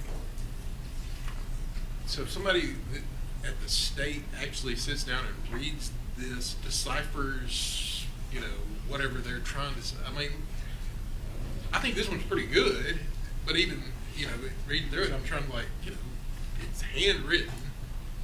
It's not, they don't type this out. They do now. So Okay, that would have been a sample. That's one. Right. So yes, it is completely taken now on a device. So they do type it out. But somebody's actually sitting there. But there are multiple scores that will go through the process. They'll then compare scores and then land on a score I for assume that they're student. like certain criteria that they're looking for in each answer. I mean, because there's. Yes, and you do have that information, but I don't want you to look at it yet, because I'll get there. But yes, you're going to see that in this packet, there's a rubric for each type of writing they must complete. And you'll see that rubric here. And there's also a larger document in there that explains writing 3rd grade, through high school. So you'll have more information when you have that leisure time to dig in and to really enjoy the world of writing that is in this packet. But yes, there is a rubric that these scores go by. But do you think that is or I guess it's the state that's doing it, or it's requiring this, but that just seems like a not great, the best way to test somebody on something. Because, I understand the writing component is important. You do get that feedback from that, but it's also like, I don't know, it just seems very iffy at best. I mean, there's some people, students that probably have a good idea that just don't elaborate on it enough, and then there's people, like myself, who've always been a master artist in BS and can kind of at least make it sound like I know what I'm talking about some days. But anyway, So I'm gonna hold on to your responses, let some other ideas flow, and then I'll come back to some of the things that you talked about. But thank you. Ms. Hayes? Yes, thank you, Chairman. The BS is a good skill set to have at times.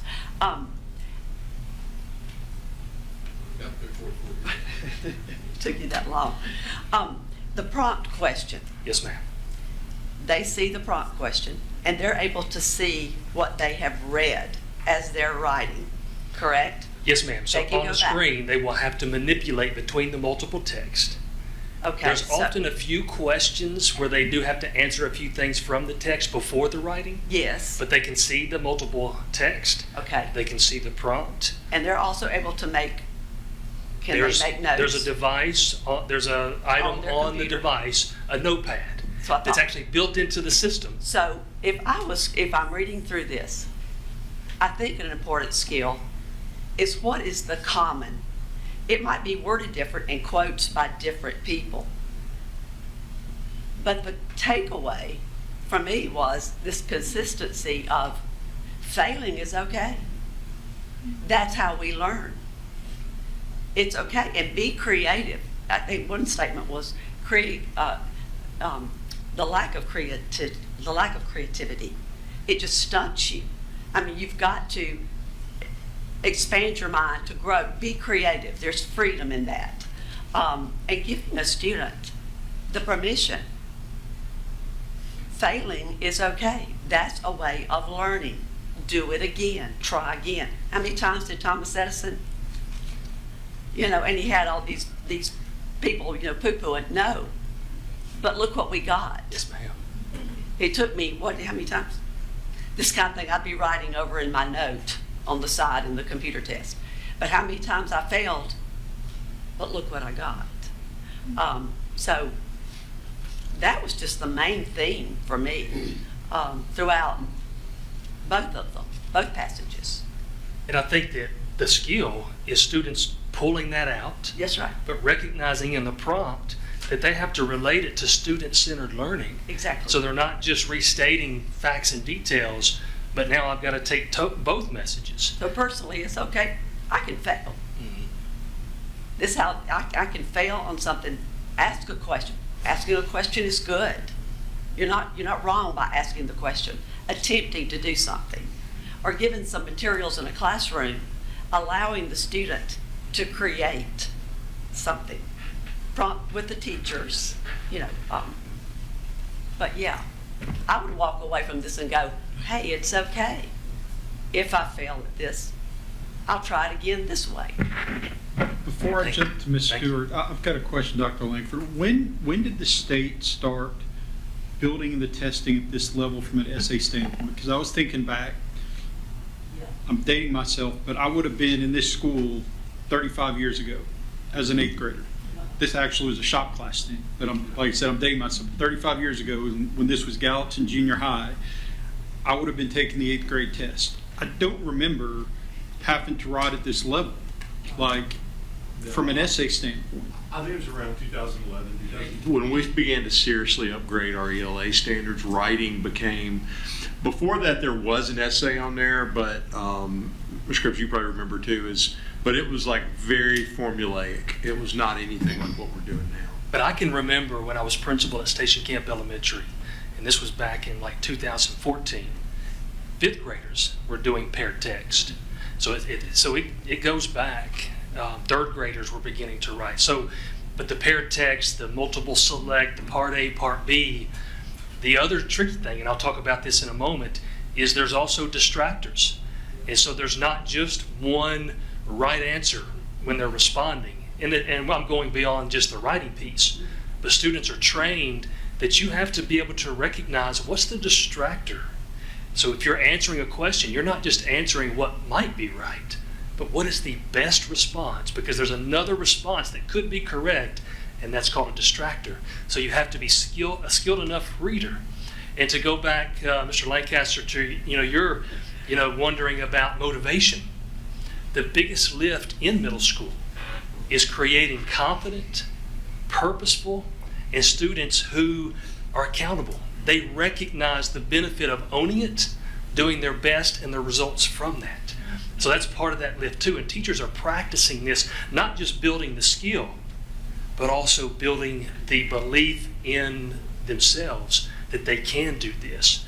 And you may never see that at home, but they may step into that school building and are prepared to perform at that level. But that critical thinking that's required to be able to maneuver between multiple texts, multiple perspectives, and then to take it and make it your own. But make it your own in an organized way that you can deliver it as an author. So it's not an easy task. So when you're thinking about what does proficiency look like, I'm going to share with you that if you flip past the sample, you're going to see the rubric for explanatory. But if you flip one more page past, you're going to see the scoring, and this student was below proficient in every category, level 2 in every category. So that gives you some insight that, like writing the way that you read that sample, not enough.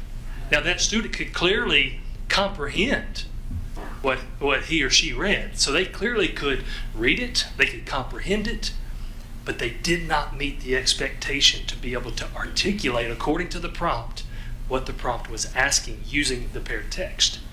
And so that kind of helps you dive deeper into the expectation is beyond just your ability to read and comprehend. It's your ability to apply it to your own understanding and then produce a writing piece that others might be able to consume and understand what your point is. Well, I've got a couple other questions, but I do think that the important thing in looking at this is you can't just walk into 8th grade and take this test. Like all the work that you're doing from kindergarten on, all the work, all the pieces you're trying to put in place, it's not as simple as saying, I want to move this score from 50 to 55. You've got to go backwards to kindergarten and make sure you've got all those pieces in place. And that may be a 2 or 3 or 4 year project to get those students to where you need them to be. And so you're constantly evaluating, what can I do better back here in order to get them where I need to get here? So sorry about that, Ms. Stewart. Oh, no, it's okay. So, last year, when we did all the school visits with Dr. Langford, we went into the classrooms, and this statement here where it says the teachers are teaching from the side, not from the front of the classroom. And I saw that firsthand, which I thought was great. I'm thinking, there's no chalkboard up here. They're not, they've got projectors or whatever. But the children participated more so because their peers beside them were also giving answers. There was no right or wrong answers, but it was different ideas being thrown out, and you saw the participation from all the ones in the classrooms. And Yes, ma'am. we didn't go to every single grade level. We just went to multiple different ones. But I think participation from these children helps too. But going back to what Mr. Lancaster said about teaching your kids to read, phew, I'm glad I don't have a child in school right now for sure, but this is hard. But we started teaching our, and I'm gonna say grandchildren, I read to my children, but my kids hate to read. I love to read, so I did read to them. But my grandchildren love to read. And it was like, oh, God, I got somebody to read to. And they started reading at 3. They read to me in the bed at night. We would sit there and we would read a book, and they would read to me. So it's possible to do that, but how do we get that to every child? Which, with parent involvement, it works out great. Without it, sometimes it doesn't. But we did see the participation and the way the teachers are presenting the information to the children. It's working out way better, way better. And I appreciate you recognizing that, because the nature of teaching has changed so much. Yeah, and there are no right or wrong answers. The way we were looking that day, they were, okay, think about it this way or think about it this way, and each one of them were presenting what their idea was in their mind. And of course, we all know everybody has different opinions. So, but Thank yeah, you. it was good. So I'm going to take us through kind of what it takes. And so, I think that I heard that there's an expectation that they carry proficiency K through 8. So they're coming to this 8th grade assessment having to be able to show proficiency in kindergarten, 1st, 2nd, 3rd, 4th. All of those standards carry to this level. So that proficiency is expected. Students who do not have that proficiency for one reason or the other, they're receiving intervention during the school day at the same time as receiving that tier 1 grade level instruction. So they're actually closing gaps, learning new things all at the same time. Not an easy task. Also, advanced critical thinking, using paired text analysis for a writing response, what we just experienced there. Citing relevant textual evidence to support claims, but a new standard for 8th grade, you also have to reference what the counterclaim might be. So not just stating your claim, but also being able to present what the counterclaims might be. Multiple select and composite questions, I shared that with you, that they're going to face where they're selecting more than just one response, but then also at the same time, those part A, part B. I talked about distractors, the need for working memory, talking about the organizing your thoughts, recognizing what the prompt is requiring, and getting busy right away because you got 85 minutes to read, think, respond. Adam, can you give me an example? This is just also interesting, all of this stuff. What are some distractors in these passages? Are you telling me later? So what I'm referring to is not distractors in the passage, but if, like when Dr. Bowman, you're the assessment that he showed you that had the multiple choice questions. Sure. Within those multiple choice questions, Yes. it's not just one obvious right answer. Yeah. You know, A, B, C, or D. You might have A is kind of right. Right. D is more correct, and so they're selecting the best response. So not necessarily in the passage No, ma'am. reading that we get. Not in the reading, but in a multiple Yeah, I choice noticed type. that in the multiple Yeah. choice. Thanks. Perseverance required. Again, that stamina for an 8th grader when their mind is everywhere else, but they got to lock in. And those organizational skills, and then technology enhanced questions. They're manipulating a device to be able to do more than just say the answer is A, but they may be moving responses around and placing them in order. And so again, it goes beyond just the old bubble the sheet in, but instead you're now manipulating responses at a higher level. So some things that we're doing at the middle school level and then also within each school. So not just AJ Penny and I, the team that I work beside, but also administrators and coaches and leaders in each school. So the first thing I want to really highlight is we focus on systems. And so when we look at systems, we look at creating that high quality tier 1 experience, what's happening in that main classroom to make sure that every student has access to show success and either mastery or progress towards mastery with coherence. And what we mean by that is when you think about students who receive other services, an English language learner, an exceptional education student, they have additional individuals that are coming in to help close gaps, but those individuals, those interventionists have to be aligned with the core teacher to make sure that the instruction all aligns together, that what they're trying to achieve, that it all works together. Again, through collaborative planning, so teachers getting together, diving deep into the content, the curriculum, to make sure that those lessons are purposeful and creating the outcomes they're looking for. High quality materials, making sure that all teachers have access to high quality materials and have the ability to internalize those materials to use them correctly. And then also coaching and feedback. They're getting real-time feedback from leaders, from coaches in the building, so that they have that ability to show improvement in small steps. People. The approach that AJ Penny and I utilize is a tiered approach. So we look at results, we determine where those needs are, and then we go to those schools in those areas that have the greatest need. Now, there's going to be a certain level of support that all middle schools receive, but then we drill down to those areas with the greatest need. I had that pleasure last year in the position I was in, where I was spending every day within either Rucker Stewart Middle School or Portland East, being able to dive into both student coaching, teacher supports, leader supports, and so that same kind of work continues with our team, where we're going to those schools that have some of the greatest challenges that we can support. Clear purpose. This year, a big lift that our team has really worked towards is increasing that intentional approach with writing, using the rubric, using new writing traits reports that the state has released so that we can see characteristics to support teachers and be more intentional with that. And then Course Mojo. You've heard about Course Mojo.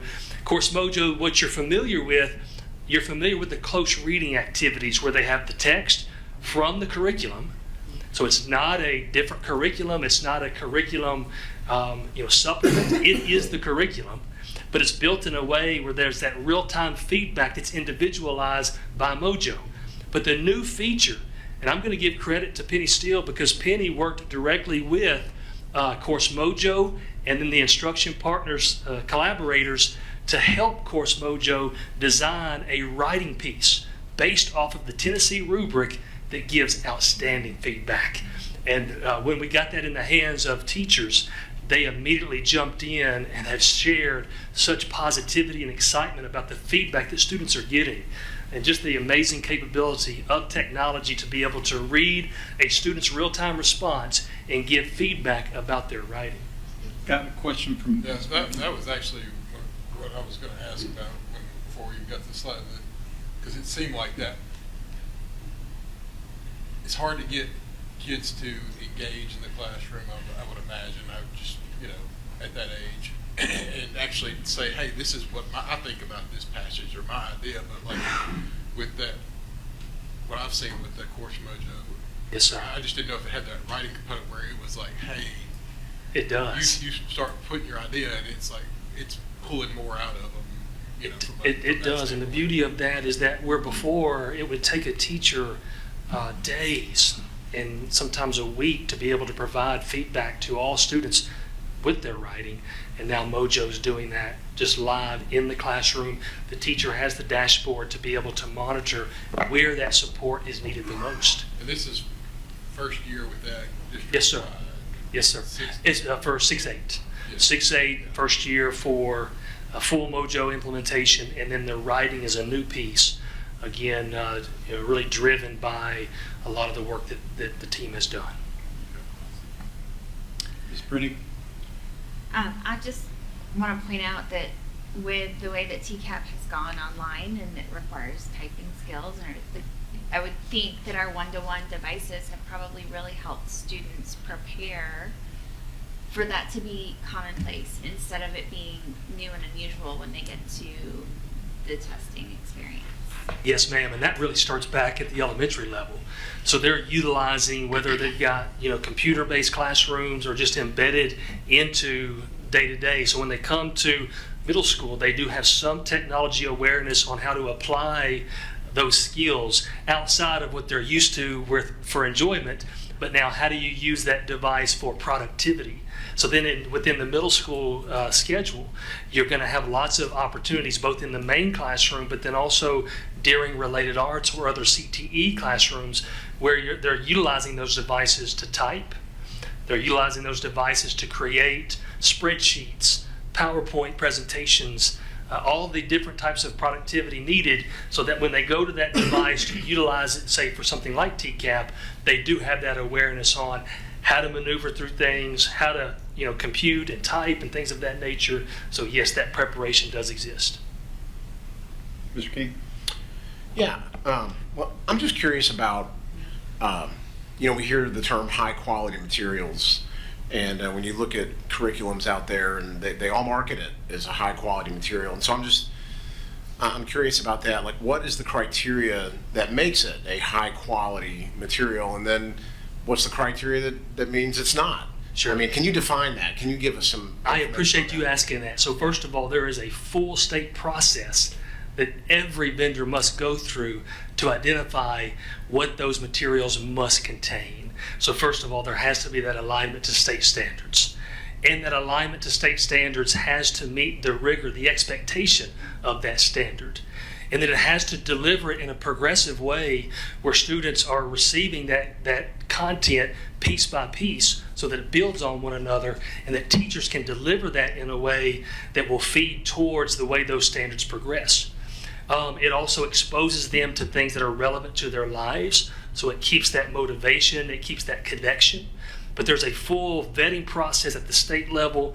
When we work with teachers, when they're looking at other curriculum options, what we do is we start with the standard guide documents. So whether that is an ELA or a math piece, we start there. So if you're looking at using a different resource than those adopted resources, then how do we first look at what those standards require? The material that you're using, is it meeting that demand? Often what we will find is that when professionals are looking for different materials, they may be looking for materials that they think, well, that looks very engaging, or students are really going to enjoy this type of activity. The question we must ask is that, does that prepare students to take on the task that you just experienced?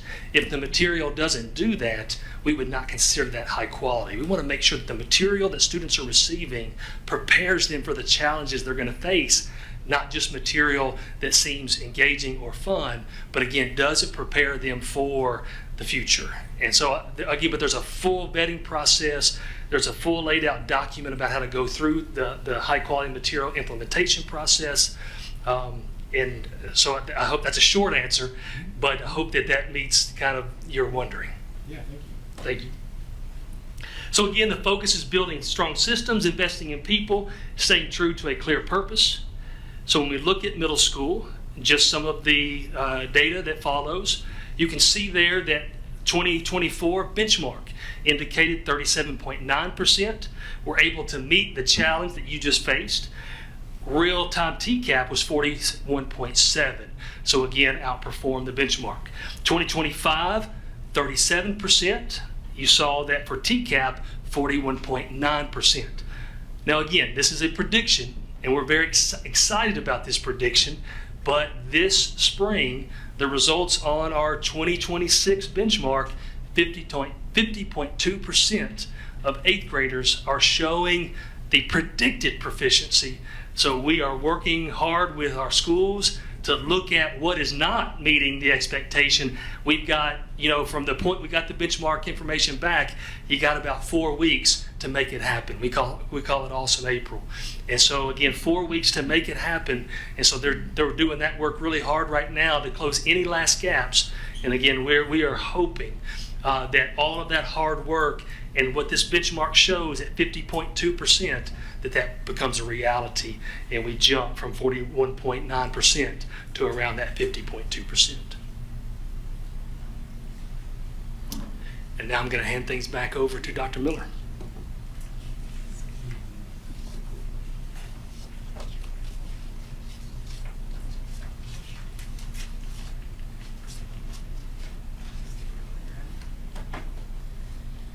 All right, in true high school fashion, we are not going to take all of the time to read the passage. We're going to skim a little bit just for time's sake. You guys are tired. You've been all the way through 8th grade. We're going to move you forward to 10th grade in kind of more Billy Madison fashion. So congratulations, you're in high school now.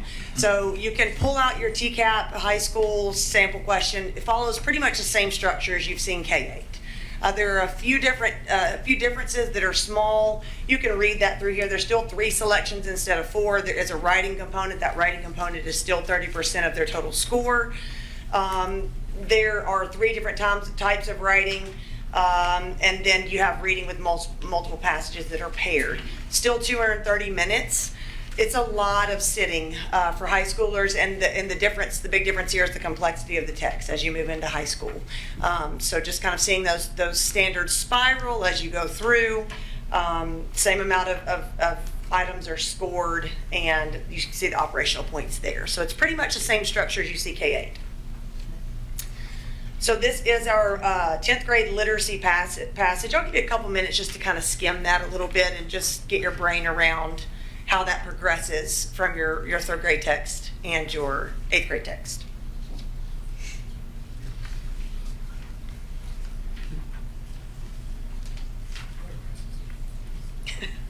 Lancaster just put it to the side. He's done for the night. It's okay. I feel you. So again, thinking about a 15 or 16-year-old student, what would they have to know or demonstrate to be successful in this TCAP test that you haven't already seen? Just as it pops in your head, we'll go ahead and share out. A lot of science, ELA. Say that again? There's a lot of science, technology, terminology in this ELA. Thank you for acknowledging that. A lot of science in your ELA test.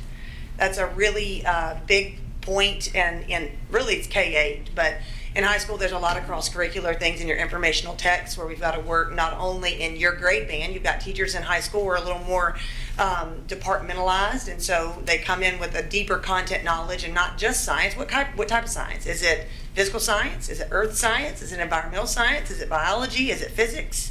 Is it chemistry? There's a lot going on, right? So it's not just our ELA teachers teaching those texts and teaching those skills and building on that competency K-10 at this point. We're now having to reach across the departments and say, hey, in science class, can you help me with this? Can we teach this at the same time? What else do you see? That's a great wonder.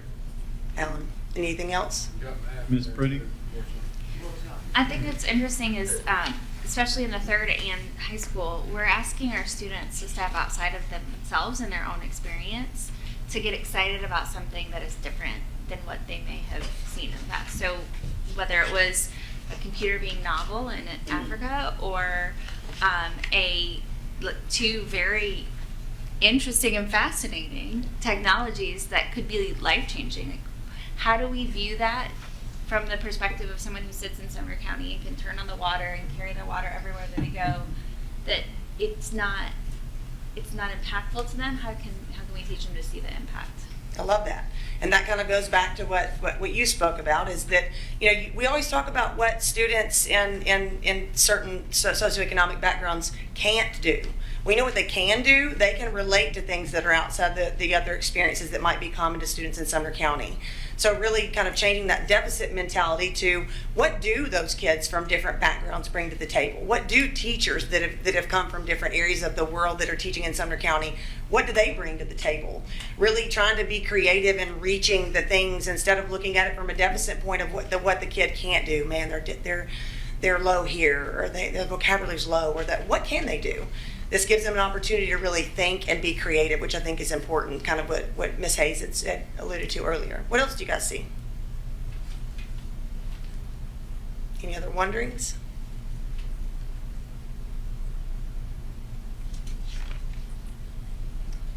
So we're going to go back to the same things that we talked about K-8. Now they have to master standards K-9. Every standard that they've been taught all the way through, they're expected to have at least some sort of touch point of proficiency with, understanding vocabulary, main ideas, combining text, all the things we've talked about, and then going back to the bottom, developing textual stamina, perseverance, and organizational skills. At this point, they are using computers, but again, kids on technology are using their thumbs. They're still having to type and manipulate text and things like that. So there's a lot of different skill sets on top of just understanding the content that goes into teaching literacy in high school. So let's look at the timeline a little bit. This is something that's a little bit different, speaking about literacy in the high school. Pre-AP is a curriculum that we adopted fully last year in 24-25, and it is made by College Board, the same company that makes AP curriculum and test. And that's something that we've really seen a huge impact. It gives our 9th and 10th grade English teachers structure. It gives some of the best training. You can ask any high school teacher that's been to AP training. It's some of the best training out there for teachers as far as like how to teach and how to deliver content. And so that's kind of our 9-10 focus. We've sent teachers to the AP Institute certification, which is where they go through that full AP training. We've been doing that since about 2018, I believe. We send about 10 to 12 teachers per year to that training so that they can be trained on that. And that's increasing the number of AP offerings, dual enrollment offerings. Now, I know what you're thinking. Okay, and well, that's just talking about the top of the pyramid, but it's not. I need you to resonate that pre-AP is being taught in every single 9th and 10th grade classroom in Sumner County.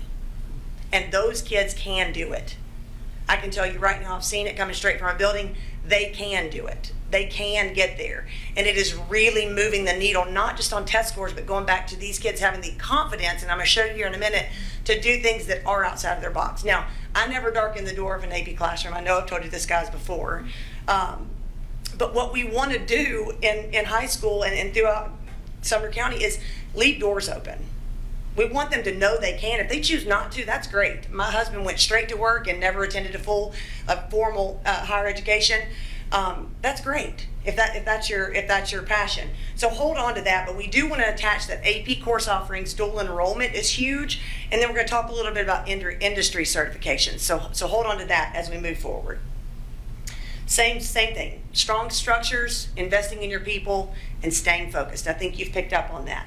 Our data is going to look a little bit different. We do give benchmarks in high school in the fall and the spring, but since it's a 4x4 block, the scores are not really comparable.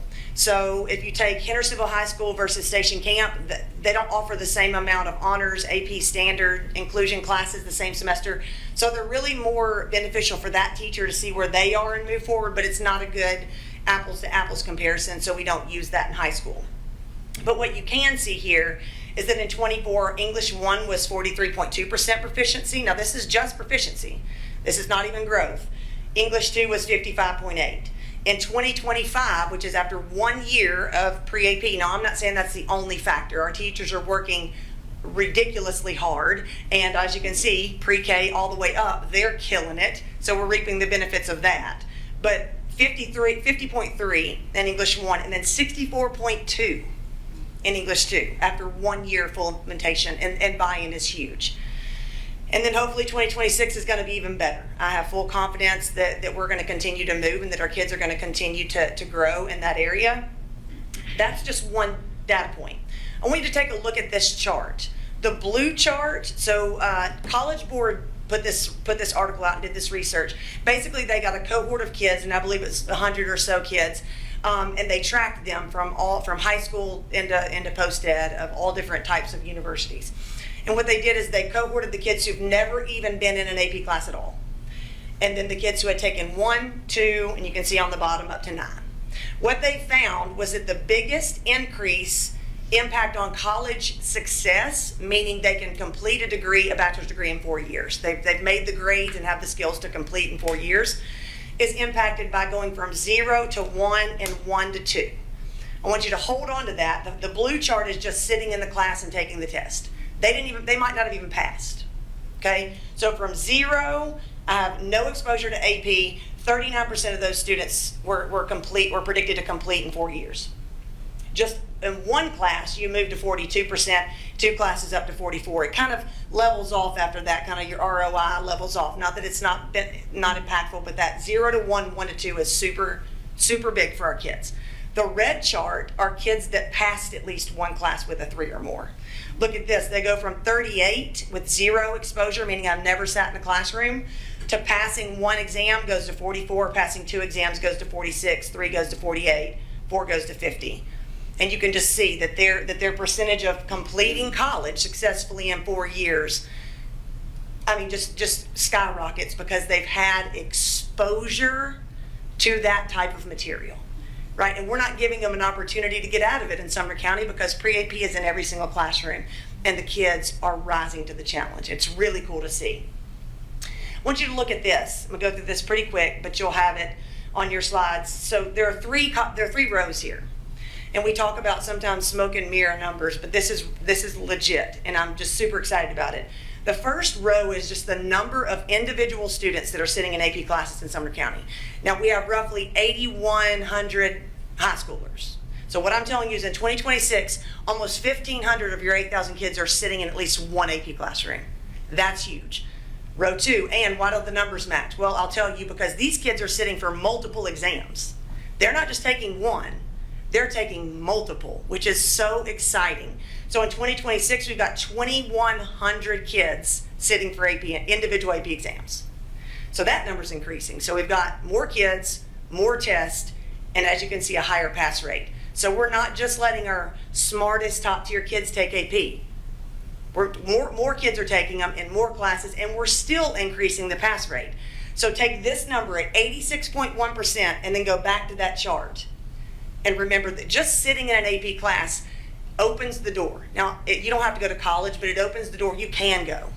And you can not only go, you can succeed. And you can succeed in 4 years and do whatever you want to do. That's what we're instilling in our kids. It's not a college credit. It's not just an AP score that they can brag on and put on Facebook, which is awesome. We want you to do that. It is instilling confidence that you can learn. And you can learn well. And that's really, really exciting. It doesn't just stop there, though. Industry certifications. These are certifications connected to our CTE classes. So this would be something that my husband would have done. He's a spec welder, so he would have taken industry cert so that when he entered the workforce, people knew he could do what he said he could do because there's not a state test, okay? So as of 2026 or 2025, we have 2,165 industry certs passed. These kids earned these, and this is over 36 different industry certifications. So this is across the board, and we work with our partnerships in the county to talk about what industry certs do we need to offer now. Is this outdated? It's just amazing work to see that we are opening doors. And a lot of these same kids are also sitting in your AP classes. That's just unbelievable. This is really cool. Dual enrollment, 25-26, there were 2,918 potential, so basically seats. And if every kid in Sumner County filled that seat, we would approximately have saved parents $3.5 million if an average college course cost about $1,200. Okay, so this is what we're offering our parents. Like, hey, let us help you financially. Let us open doors for your kids. And not all these kids are going to a 4-year college. They're going to tech school. They're going straight to work. They're going to the military. But the point is that they know wherever they're moving that they're a learner, and they're a reader. And they can do the things. They can reach challenges and they can do hard things. And that's really what the entire presentation of the K-12 team wanted you to leave with today. So I appreciate your time and patience and perseverance through all of the learning. And I'm going to pass to Ms. Skinner to round us out.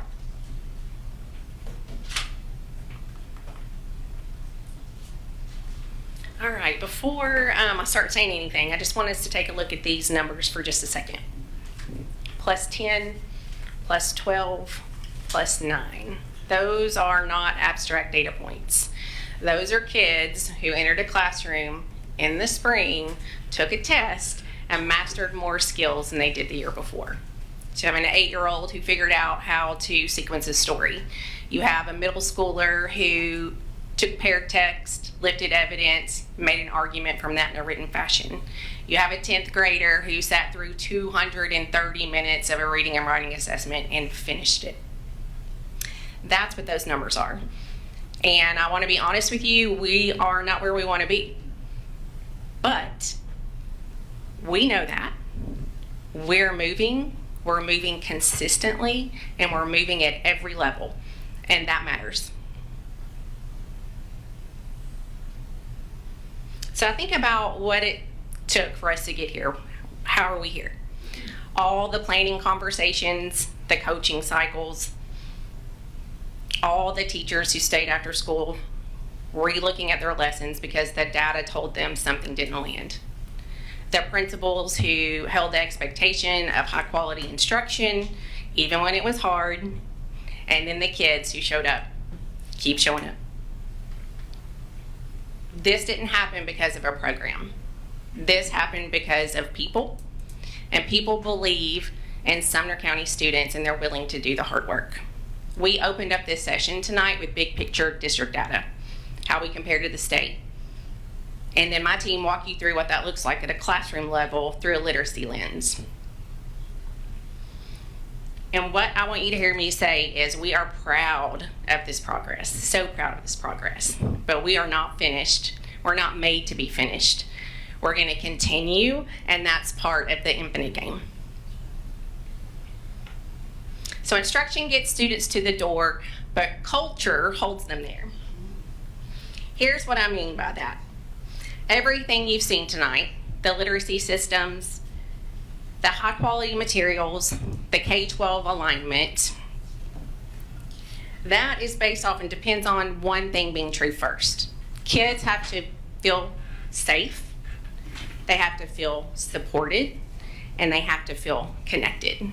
You can have the best materials in the world, the best teachers in the world. If a kid walks into a classroom dysregulated, they don't feel like they belong, they don't feel like they have structures around relationships and behaviors, the instruction never reaches them. So what's next?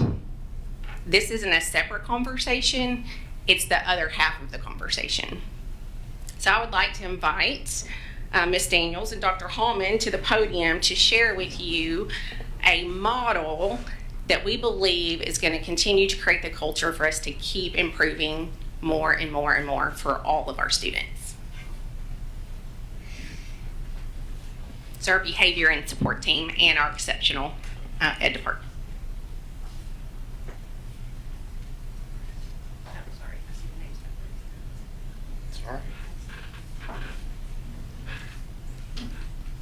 Good evening and thank you. I can't help every time I have a chance to speak to remind y'all that I'm the oldest of this whole group here, because at one time I was the youngest. It is just exciting to see the level of growth. And I think I shared with you last time, I've never been more excited and aligned with a vision in any school system that I've ever been involved with, either as a student or as a first-year teacher, and certainly as in my 32nd year, developing better people for a better world.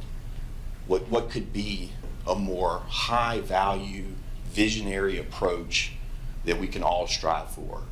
And you're seeing the success of that. And we stand on the shoulders of legends and incredible people. And so we want to start with, I mean, they gave a lot of great detail, and I thought, I don't know how in the world we can stand next to that.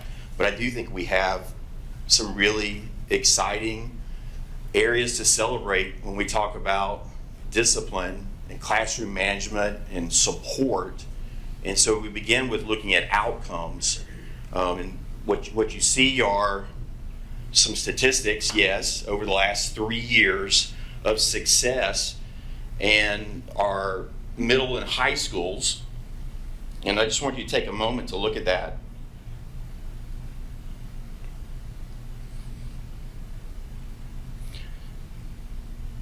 If you look at disciplinary hearings, when that data point is our disciplinary hearings, students that have been suspended for 10 days are taken to a disciplinary hearing here with potential removal from their school. That number, that's a first grade through 12th grade number that represents essentially a 20% decline over the last 3 years. That's the kind of data point that people do research on. And what they're going to find, if they were doing the research in Sumner County, is enormous work by administrators, teachers, district personnel, K through 12. It's not isolated to any particular area. And it's just something that I'm very excited about. We've put a lot of effort into it. Character Strong, PBIS rewards, a way for us to track the data, TCIS support. These are all things that we've been working on for years. Katie's team in particular, the work that they've done to provide the support for our teachers, our administrators. Like, these are success points that I think that we can all be very proud of. These are outcomes. Outcomes come from student behaviors, which are supported by teacher and administrator behaviors. The things that they're doing, we like to call them low burden, high impact behaviors that teachers have, that administrators have, things that they do day to day that truly improve student behaviors, which lead to improved student outcomes. And that being said,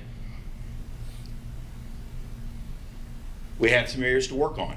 And so this evening, our focus is on how can we provide additional support at the elementary level. You've heard it, we've seen it in the classrooms, in the buildings, where our administrators and teachers at the elementary level are stretched to the max with certain behaviors from high need, significant need students that we've done everything we can at the school level, and we haven't had in the past the level of additional supports that could be given to those students to give them the opportunity to succeed at school, and give those teachers and administrators and all the other students in the classroom the opportunity to succeed at their best level. And so we want to introduce this evening the NEST program. It stands for Nurture, Engage, Support, and Teach. These are hallmarks of what we think are necessary to give our most significant behavior and troubled issues for students the opportunity to succeed in the classroom. And so it has 3 components to it that we want to introduce tonight. One of them is the alternative program. We've had that for a while, 18 years in fact, in Sumner County. We've had the alternative program in Sumner County for almost, I think it's 37 years. It opened in 1989. But when it opened, it was only for 6th grade through 12th grade. So about 18 years ago, we opened up our elementary program. That was only for regular ed students. We're going to expand that to provide services for any student that would benefit from that program. That's the first component of the NEST program. The second program is what we're calling our Renew program. This will be offered for 1st grade through 5th grade students who have an IEP, who because of their disability need the most intensive therapeutic services that we can provide. This program will be able to support them. We've been doing this, so this is not a new idea. It's just a new way of doing it for our elementary students. We haven't been able to provide this for our elementary students. And so this program will be designed to support the students according to their IEPs. What are their goals? How do we help them meet those goals? With the ultimate goal of them being able to return successfully to their regular classroom environment and do the very best they can. And then the third program is something new, and that's what we call our Bridge program. This is specifically designed for kindergarten students. So just like was discussed earlier, some of our kindergarten students come in and they don't have the academic skills to be ready for the rigor that's in the kindergarten classroom. They also don't have the social skills to be ready to function well in those classrooms. And it takes an enormous amount of time for those kindergarten teachers to help and support those students so that they can succeed. You have probably heard conversations from friends, from teachers about some of the issues that they've seen. So this program is a very short-term program designed to provide those students with the necessary support, social skill development, alongside of the academic development that they're going to continue to need when they return to that classroom in order to be successful. And then as the year progresses, those teachers who were initially working with those kindergarten students will be able to support additional students because the numbers will go down because of the success of the program. So 3 components: alternative, renew, bridge, all together part of our NEST program for elementary students.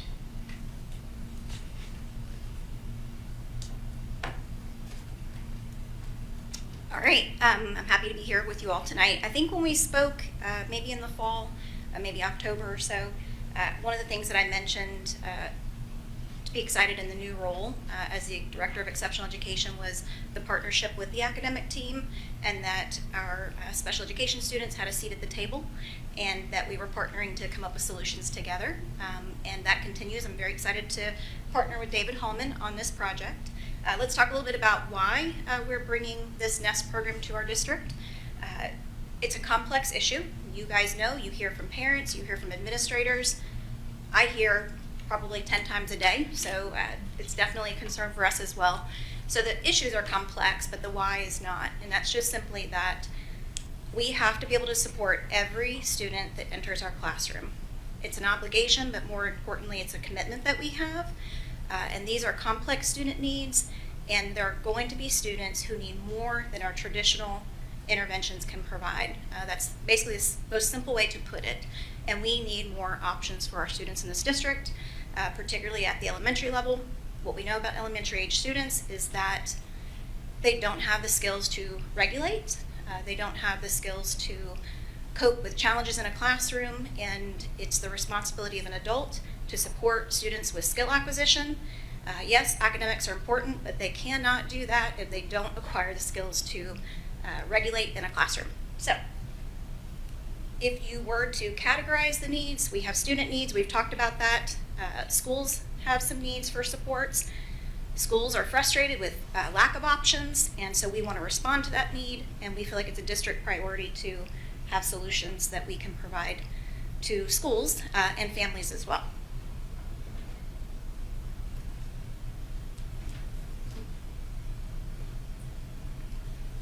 Okay, we also want to just share, like, where does this fit in with what we've been doing for the last decade after decade after decade into the grand scheme of things, the systems of support that we provide. So in every school building in Sumner County, we provide our universal supports. These are the things that teachers do on a day-to-day basis that they provide for every single student. Some of the things that you've heard about, we mentioned earlier, Character Strong, that's a curriculum that we provide, K through 8. Counselors are providing it for students. Teachers are using the lessons, but it's a great program that has been vetted out significantly and has a lot of high-quality instruction materials for our students. That's one layer. Then we have TCIS, which is our de-escalation training that we provided for teachers. Every teacher, I think we're at 2,700 teachers that we've trained for 3 days or more. Some of them have gone through a 5-day training. And then we do training every year for all of those who have been trained, three hours of additional training for them to provide support for all of their students. We use PBIS rewards as a way to track our data across the system. And then we have classroom management coordinators that provide direct coaching and support for our teachers. And then you just think about all of the other things that our administrators are providing, the instruction team, exceptional education team, across the board, Justin Alexander and his team with our Grow Your Own programs. Like, there's a significant and continuous layer of support for our teachers, and they provide that also for our students through universal supports. And then we have secondary level. So you have a student that's having struggles then we can provide a level of intervention for them in the classroom. Sometimes that's through counseling, a variety of different services. Those students, sometimes there's a few of those students who need even more support, and that's that layer where you might have a behavior plan for that student. You might develop an individual student plan of, like, you have this particular behavior, how are we going to address that? How are we going to support that student? What we haven't had for our elementary schools has been the next level. Like, what do you do when you have a student that you've invested hours, hundreds of hours with, you've worked with the family, everyone's trying to help, and the student is still struggling? Like, that's what the NEST program is for. It's the next level of support for that student. If you leave here with one word in your heart and mind, I hope it's going to be support. We're not seeking to do anything other than provide support for our teachers, administrators, and every single student. And this is that final level of support that we believe will help all of our students and teachers be more successful. And so the NEST program is that level. Again, 3 components: the alternative, the renew, and the bridge.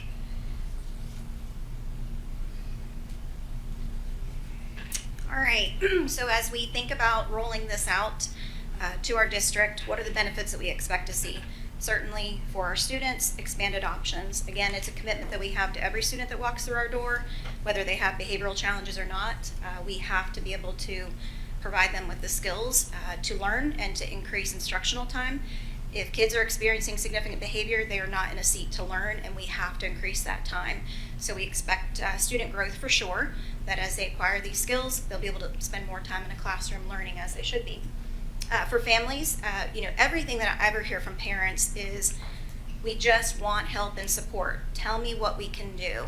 That is the most common conversation that we have with parents in special education. They are looking for options, and this will provide us with a committed response to say, this is what we have to offer, and we expect to see results with your child. As far as schools, we have to be able to support our schools because they have to focus on teaching and learning. And the more that we can provide student supports, that's going to trickle to the school administration so that they're able to spend time focusing on that. So for certain, we expect benefits with the school administration and school-based supports. As far as the district, it's one of the responsibilities that I have as the Director of Exceptional Education is to provide options for our students with disabilities, and this will equip us with having some additional supports and services to meet those student needs, and so that we can have a response to our schools when they say, we need support with student behavior so that we can get back to teaching and learning. We're able to provide actual options and workable options. That's all we have tonight. One of the things to remember is that this is still in sort of our ideation phase of the work. We've known all year that we needed to address this issue. We've just put the right pieces together and the right people, the right heads at the table to get some traction. So we're still developing the specifics to go along with the NEST program, but we at least have the bare bones to get this going for next year. Mr. Lacey? Yeah, I actually had a discussion with the teacher, elementary teacher, and that was one of her complaints was there's no way for her to enforce the child that they will mind. There's no way for them to enforce to the parents that your child has to behave or they can't be in the classroom. And she was just kind of discussing that sometimes a child can be in an uproar for 45, 50 minutes. And they just, like I said, I made the statement that teachers don't feel like they're supported. What options do they have if a child is causing obstructions, repeatedly, and you're losing all the instruction time? So are you asking kind of beyond our typical tiered supports that we have at school? Teacher, or you're talking to, say, a board member's talking to a teacher, and they're saying, hey, I don't feel supported, and I don't have a way to make the kid mine, and they're just constantly causing a distraction in the learning process. Sure. I mean, my response to that as being a special educator would be that the answer to that's complex, right? Because you're getting at why are you seeing the behavior?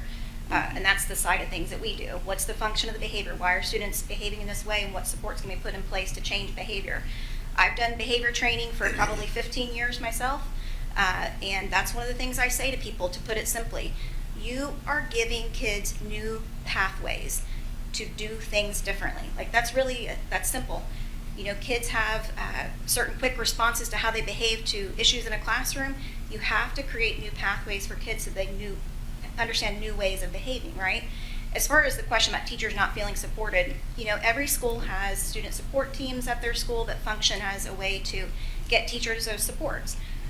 What are you seeing? What kinds of things can we put in place? And when those things don't work, how do you increase the levels of support? So those things have always existed, but where we fall short is, now what do we do for those most extreme behaviors? The NEST program is really tackling those most extreme behaviors, and that's what you as board members are actually hearing. It's a small percentage of child out there that is engaging those kind of behaviors, but it can be quite disruptive, and that's where we've just had lack of options for those students. So your question is complex, but we have to be able to put those systems in place so teachers have an avenue to channel that at the school, so they're not throwing up their hands at it. Ms. Hayes? Yes, thank you, Chairman. I really appreciate the development of this program. Much needed. I'm glad that you have put some emphasis on this. Even though it's a small percentage, we know that that small percentage can cause a disruption. Yes, we've all probably gotten phone calls about that. Support and options are my two takeaway words, as you all were sharing. I'm grateful that this does give some options. Who actually sits on the team that would make a decision whether a child, it warrants the NEST program? Are we hopeful that this would be implemented in the fall for the school year? Yes, that is the plan, that it would be implemented in the fall. Okay. As to who makes those decisions, it depends on the type of programming. Certainly, if it's a student who has an IEP, those are always going to be IEP team decisions. Sure. That has to rest there. Okay. As far as the other options, we're still working through the logistics of the support, because a school that would have a NEST program also needs administrative support and help, and so we're working through some details. Well, you said you're working on the rubric for exactly what would qualify a move. Will there actually be a separate classroom? Will these students be in a separate space while they're learning these skills? Yes, all the alternative program, the Renew program, and the Bridge program would be separate classrooms. Okay, so there'll be a teacher. Right. The Renew program is a special education setting, which is why an IEP team has to make that decision. Okay. The other programs are technically general education settings. Okay, thank you. Mr. Lancaster? So, obviously, you know, this is, every year it gets worse, for lack of, or more prevalent. You know, several questions. One, will this be, when you say it's going to be a separate classroom, will this be in every school, or are we going to centralize some of this? That would be, you know, obviously the logistics of that is a question. You know, I assume we're going to have new, you know, from our standpoint, we're probably going to have to rework some board policies and things like that in conjunction with you all to make sure we've, you know, got all of our policy and procedures laid out correctly, or if there needs to be new things like that. But the biggest thing or the biggest potential barrier that I'm seeing is buy-in from both sides of this. Like, you know, the families that are currently impacted by these behaviors in the classroom, you know, that are probably the ones we hear from the most, are like, hey, there's a student in my kid's class that's hitting her constantly, or disruptive, or they're having to, you know, abandon the classroom, you know, because of this behavior issue. That side's going to be easy by it. It's the other parents. Is this going to be a voluntary thing? Is this going to be like hey, your child has to go to this? How is that going to work? how's that going to work, I guess, is my So question. I think it would be a mix, Mr. Legacy. I think one of the things is, like, I think, for instance, some of the things, like, one of the programs we're talking about is an alternative to trying to go to an IBI class for a behavior class. So we're actually layering in another intervention to try to provide support to keep kids from having to go to an IBI class. I think certain ones, like, you know, if we have a kid, these are the ones that are most heartbreaking to me, is when we have a kid where we've seen our teachers and staff and principals pour hundreds of hours and literally blood and literally sweat and literally tears. It's hard, and it's heartbreaking to the teachers and principals that have a child that they can't help because we don't have the resources available to provide the intensive care that they need. When we do that, we will normally work with the family and try to get them into a program like a Genesis or something like that. The problem with that approach is there aren't very many of those programs. It takes months and months and months and months to get in, and then we're talking about transporting a child every day to Nashville or somewhere like that. So by being able to offer that program here in Sumner County, we're reducing travel time, we're staying in Sumner County schools, and we're providing the highest level of support. And I think, you know, what I think you see to Mr. Lacey's question and to yours is what we're talking about doing is starting at the classroom level where Dr. Hallman started with, which is what his team supports directly. You know, we mentioned Character Strong with Ms. Brown's team. We talk about PBIS rewards. We talk about TCIS strategies that help teachers deal with probably 97, 98% of the behavioral issues. And we see that's working really well. The stats at the first show that our overall discipline is coming down while aberrant discipline is going. You know, it's probably not going up. It's just really noticeable and in your face when it happens. So what we're doing for the first time, I mean, whenever I'm with superintendents, this is the #1 topic that comes up anywhere you are in the country. And pretty much everybody says we have no idea what to do. What I really want to celebrate with you know, David and Julie, and I know this is the work of a whole lot of people.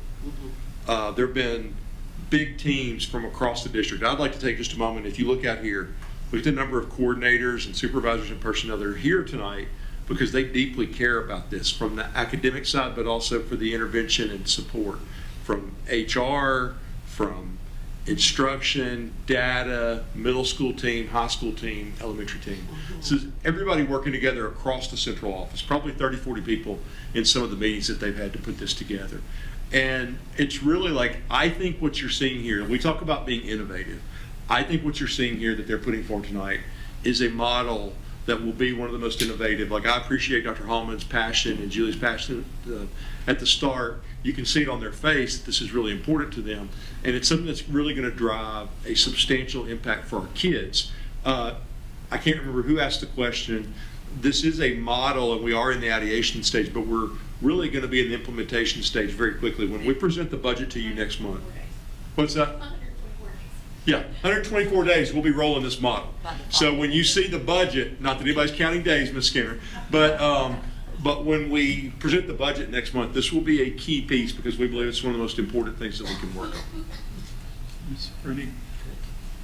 I want to piggyback on that and just say I'm so excited to see this presentation. It's clear the passion that you put behind it, but it's also clear that you understand the challenge that we're hearing about and that you're putting in the work to create something for our district that will benefit not just the students who go, but everyone in the school community. So I'm so excited about that.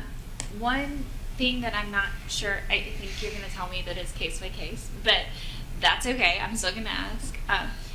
Does this allow us to move a little bit more quickly with some of the situations that we've seen in some of our schools where a behavior challenge doesn't rise to the level of moving to the intensive classroom we have right now, but that skill acquisition needs to happen, and we're kind of in this back and forth? Does it allow us to move more quickly in those situations? I mean, as far as moving with any kind of speed in special education, we like to do it low and slow. But we have worked to strip away some of those, you know, basically internal practices that we've had in special education that we felt kind of held us back a little bit. And I've always said, you know, as a supervisor with schools for many years, and guys, let's just use some common sense. That's always been my approach. Let's use some common sense. Yes, we do have the law that protects students with disabilities, but we have to take a common sense approach. And the first goal has to be that these kids have to have their individualized needs met. And when those needs are behavior, we have to support that. So it's not looking at it from a discipline lens, it is looking at it from skill acquisition lens. So we have to write plans for students, we have to write goals for students, and we have to come through on that. Like, that is our commitment. We have to do that for students. So that part is pretty individualized, but that's one of the things that was a priority for me coming into the role is, let's just step back a minute and see kind of what's in our way from making those common sense decisions within, you know, the parameters that we have set forth. And so we have made some efforts toward that, but again, we've, you know, hit some roadblocks because we just don't have a ton of options. And again, when we're talking about this presentation, we're really talking about those small percentage of kids. I don't want to give the impression that, you know, I've been Sumner County in special education, we probably have over 5,000 students with IEPs.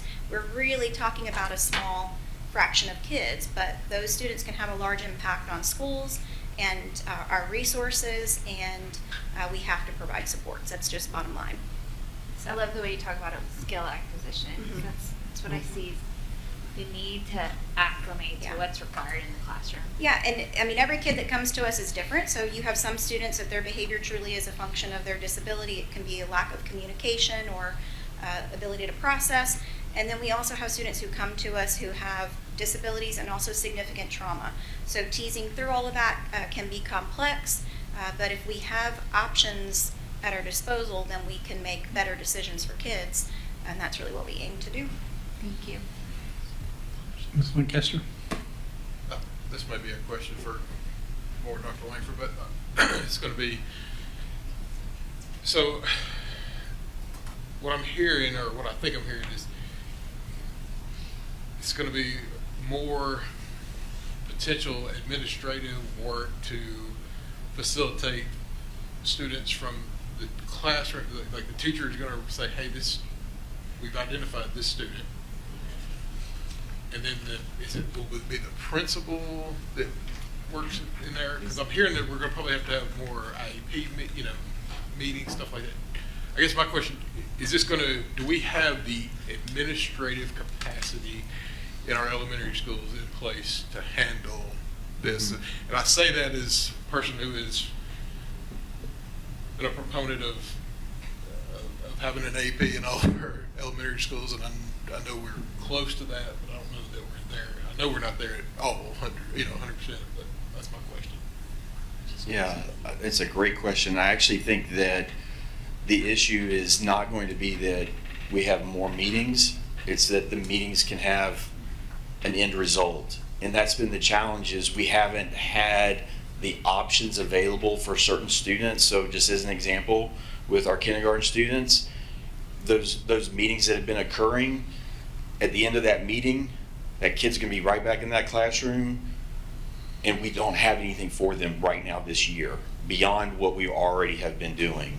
And so with the Bridge program as an example, now we have an option of support for that child and that family that we've never had before. We've never had that before. And so the end result is that child can get support, and I don't think it's going to add another layer of meetings for the principal. I think it's going to give them a way to end the meetings and provide the support for the child. So I firmly believe that the end result of this are going to be that principals have options of support that lead to better success for students and less meetings ultimately that don't end with a result that the teacher's happy with, the parents are happy with, anyone's happy with, because we just continue to do the same thing over and over again. So does that help? Yeah, I mean, I think it does. That's my, I don't want to just, I really like this idea. I'm not saying that at all. I just want to make sure we also have the infrastructure in place to support it, across all of our elementary schools. And I know we have our, our enrollment AP and everything else. I'm just saying. I just say, we're moving pieces around. Yeah. So next month we can show you the full puzzle, but we still got to have some bunch of conversations. You move one piece in their world, and that requires 9 other moves. So we're still kind of moving some of the pieces. We'll be able to show you next month. Okay. Thank you. Ms. Hayes? Thank you. I didn't really realize my light was still on, but I did have questions as everybody was talking. Going back to what I had stated earlier, posed as a question or made a statement. You're working on the rubric for actually how this will be implemented. You've got the plan. You've got the support system in place that will provide options. I don't see that a child has one offense and they automatically go. But you're going to give us how this is going to be laid out, and the people that make the decision that it's time for Tammy in kindergarten to go to this will best support this behavior, this student. Yes. Will the parents it'll have to be assigned an understanding with permission that your child will be having this service? Yes, so if it's a kindergarten student, there'll have to be an agreement between the school and the parents for that service to be provided for the child. Okay. First grade, second grade, third grade? First grade on, it's a little bit different, Okay. just because of state law. So the state law is what determines that difference between kindergarten versus first grade onward. Where is this being implemented now? Did you all put this together? The Bridge program is completely new. Nest. The Y'all- NEST program, I Did don't you think anyone has that anywhere of the comprehensive nature of it. So, yeah. Well done. Well done. Good job, y'all. One thing I'll say just as we wrap, before we move on for the last 22 minutes of the meeting, is I appreciate that in the list of key stakeholders, the families. My oldest, as a first-time parent, he had high-functioning autism. He had issues in class. We got phone calls where he had just had a breakdown.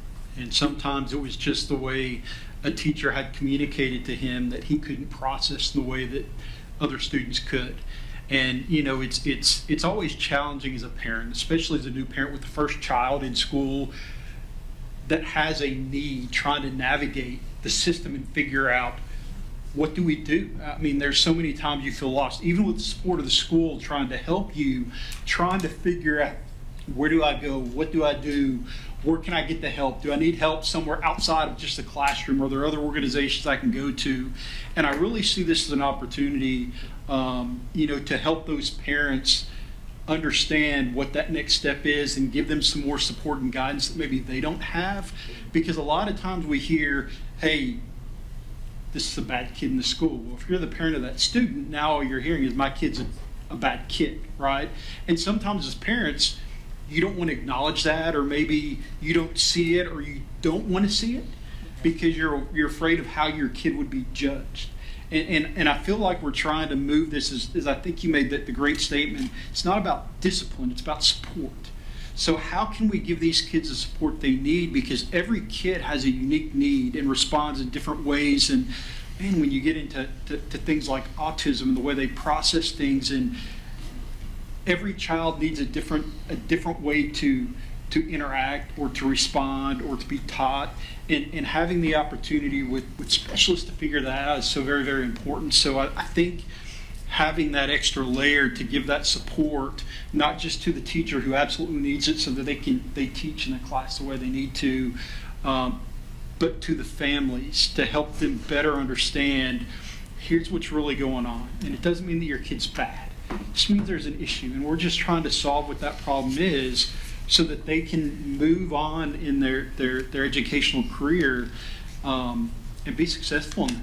Because if you don't solve it at a young age, it tends to fall on them. And when you just continue to pass them on to that next grade and say, somebody else will figure it out, somebody else will deal with it, you just pass the buck, and then we wonder why they get to 6th and 7th and 8th grade and they're struggling in class and they can't concentrate and they're struggling with grades and they're looking for ways to get out. So I appreciate what you all are doing. I appreciate the staff looking into this. I think we all understand that it's a need, and trying to find new and unique solutions is what we have to do, because what's been done in the past isn't the solution.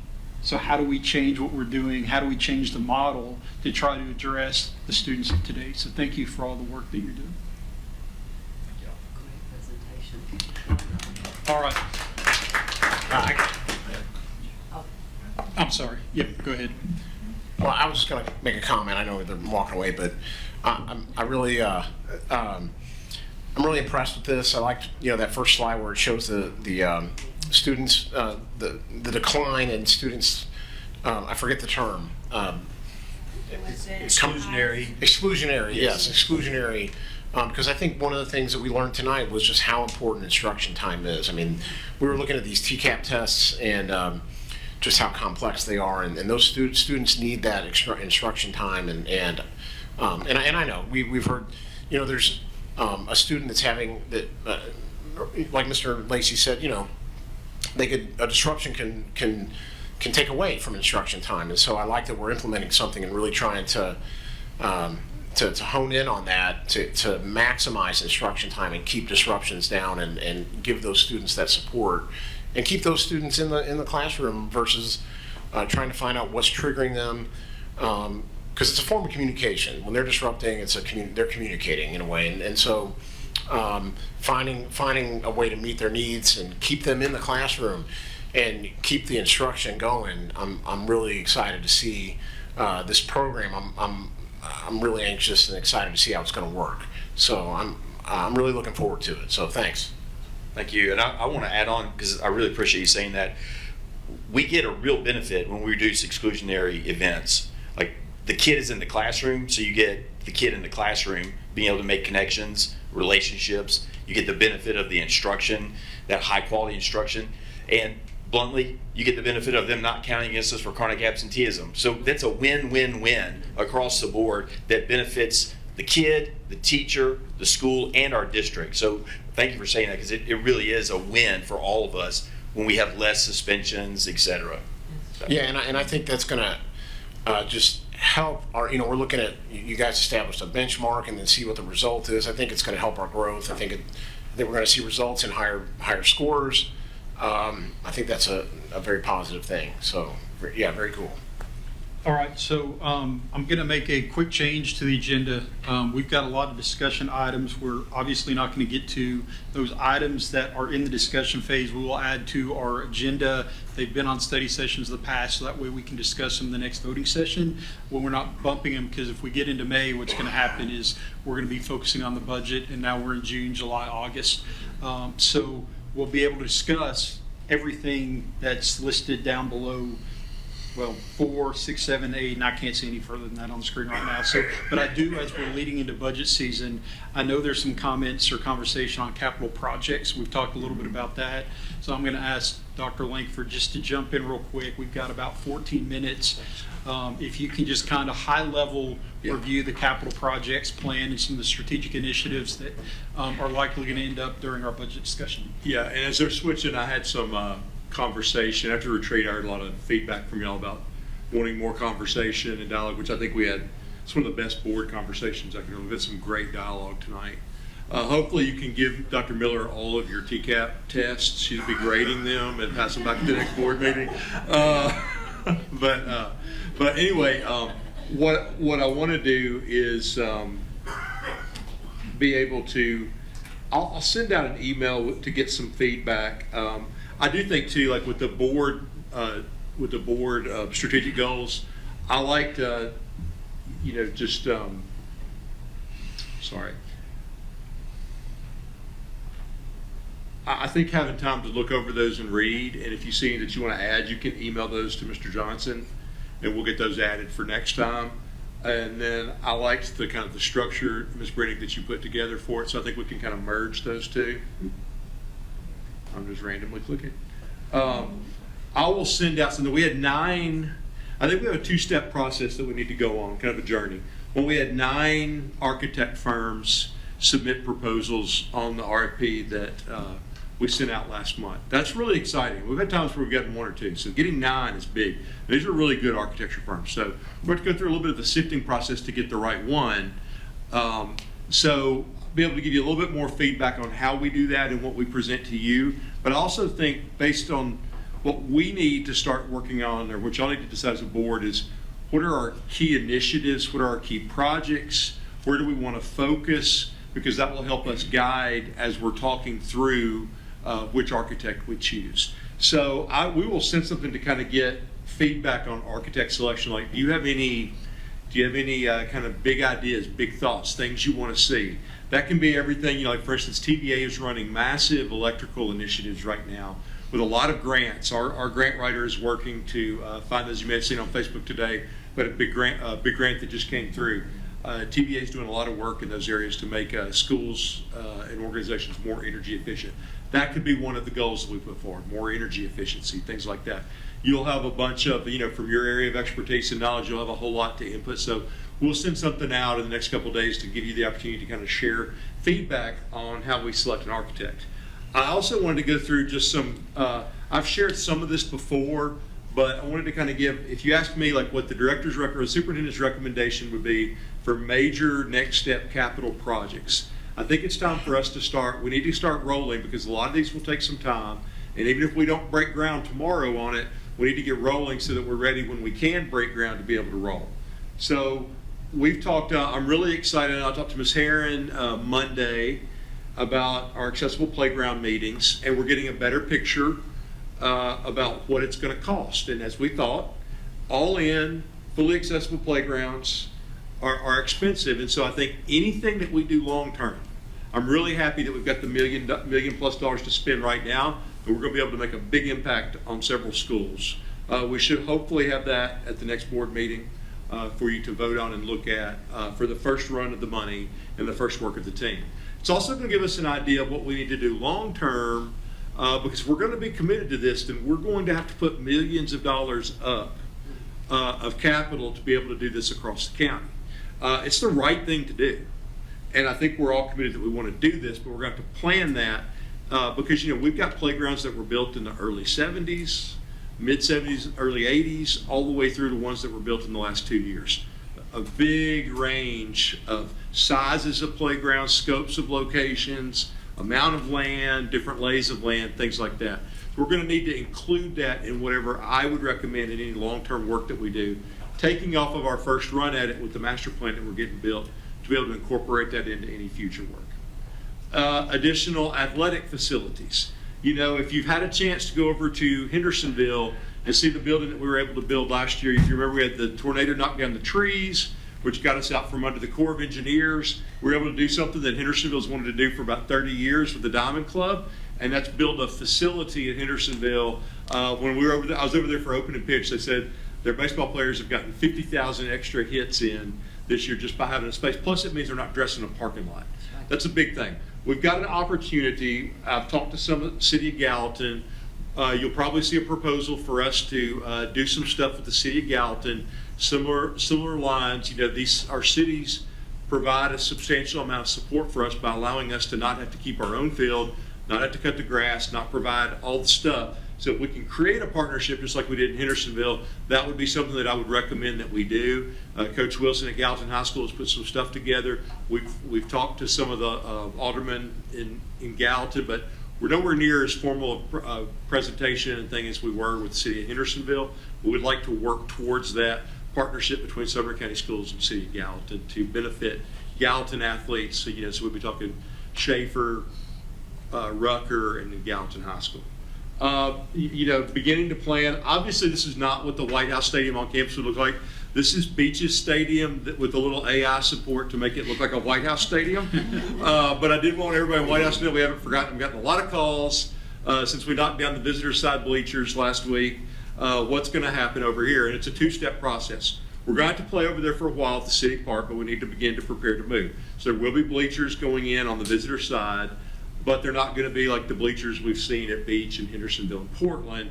That's going to become an intermediate step to buy us a couple of years so that we can build an on-campus stadium. We need to have a serious conversation about doing the same thing at Portland. We need track in the northernmost part of the county for Westmoreland High School. I think we also, you know, we did the groundwork at Beach for Beach's track, so we need to finish that. And then somewhere, I should have put on the ridge, we need tennis courts on the ridge. That could be Westmoreland, that could be Portland, that could be White House. Probably Portland makes the most sense because it's just central. We'll have tennis courts at Merrill Hyde here in the next month.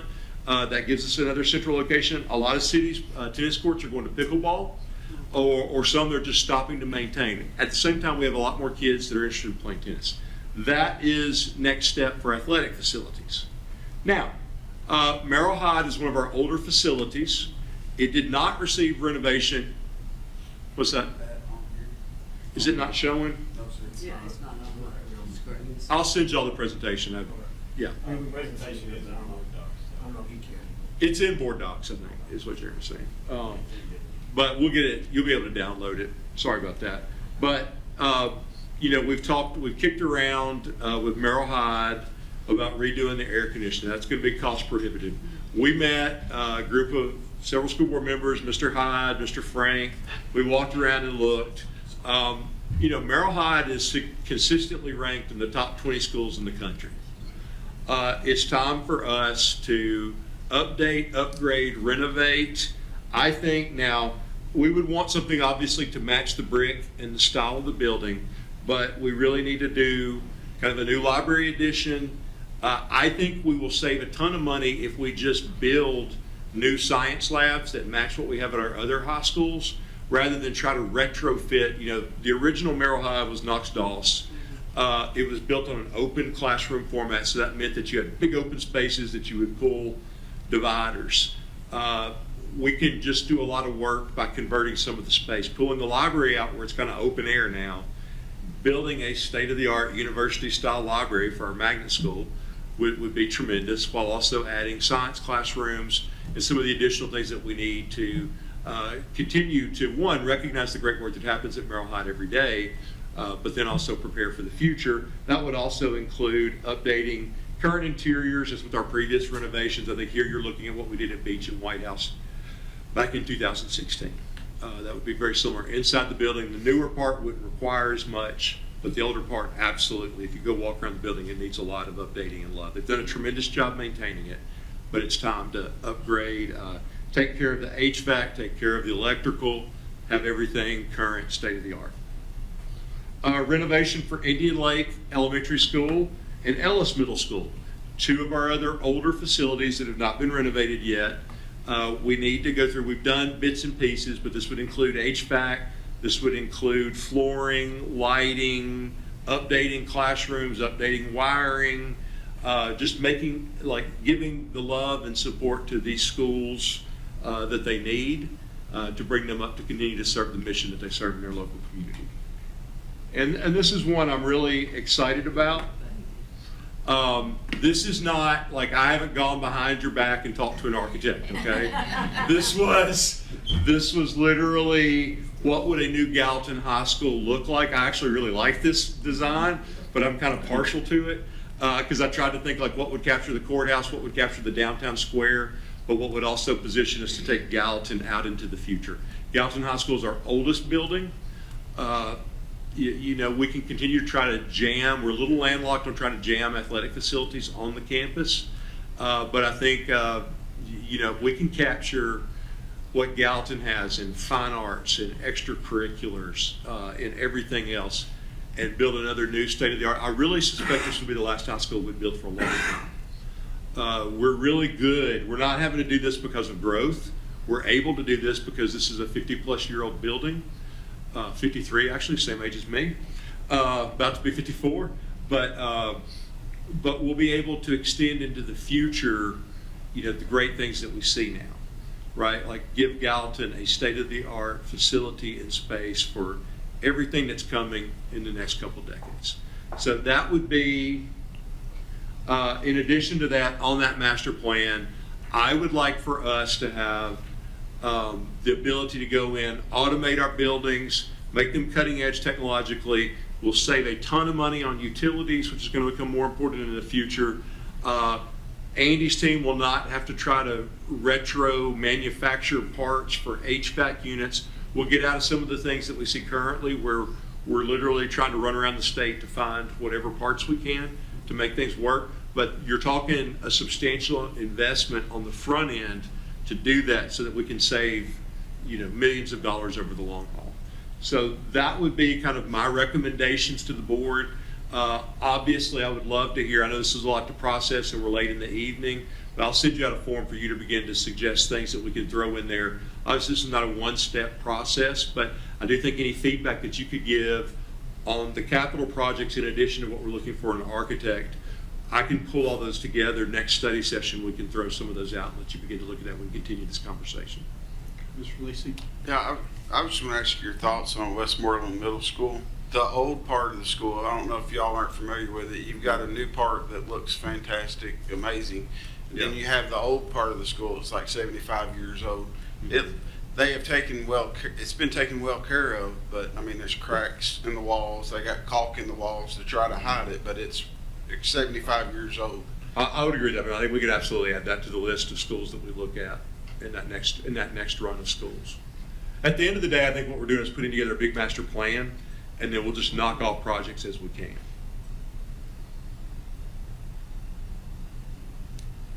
Any questions? All right. Oh, Ms. Brennick? I'll just say I'm excited to see that we're starting that plan and putting together what do our next few years look like? Where are we going to invest in our community? And I just think, I know a lot of these are just renderings and ideas, but it's so exciting to get the opportunity to talk about this and plan for this and to make sure that we're investing in our facilities in to the same level that we invest in our students and our staff. And I think Ms. Skinner said this earlier. I think where we talk about, for kids to be successful, they have to feel safe, they have to feel welcome, they have to feel embraced. We want to put the same excellence into our facilities that we put into everything we put in the classroom. I had the opportunity last week to go to Purdue University to see their spatial computing hub. I was there the day that Artemis 2 launched, and the guy that spoke to us is literally a rocket scientist from MIT, PhD, that works at Purdue. And we asked him, what do we need to be doing and preparing our kids to be able to do for the future? And he said, tinker. He said, not be afraid to fail. And he said, I wish that what we could do more of is give kids a huge challenge, tell them that it's very hard and they probably won't be able to solve it, and then step back, give them the support they need, and let them see what they'll come up with, and support them along the way. And what I find cool tonight, from when Dr. Bowman was talking about pre-K through 2, then 3 through 5, when Mr. Cripps was talking about 6 through 8, when Dr. Miller was talking about 9 through 12, when Ms. Skinner stood up, when Mr. Hallman and Ms. Daniel stood up, I heard the same thing repeatedly. And I think we end the night on our facilities in the same way. Readers, thinkers, learners. I think we can hang our hat on that at the end of the day and be really proud of the work that we're doing in Sumner County. And I couldn't be any prouder of the thousands of students. We built 40 beds this morning, our construction classes, for Sleep in Heavenly Peace. How amazing is that? And we closed the night out by celebrating the current great work that we're doing while we're preparing for a future that's going to be even brighter for our kids. Thank y'all for your support and your feedback and help. All right, we are adjourned.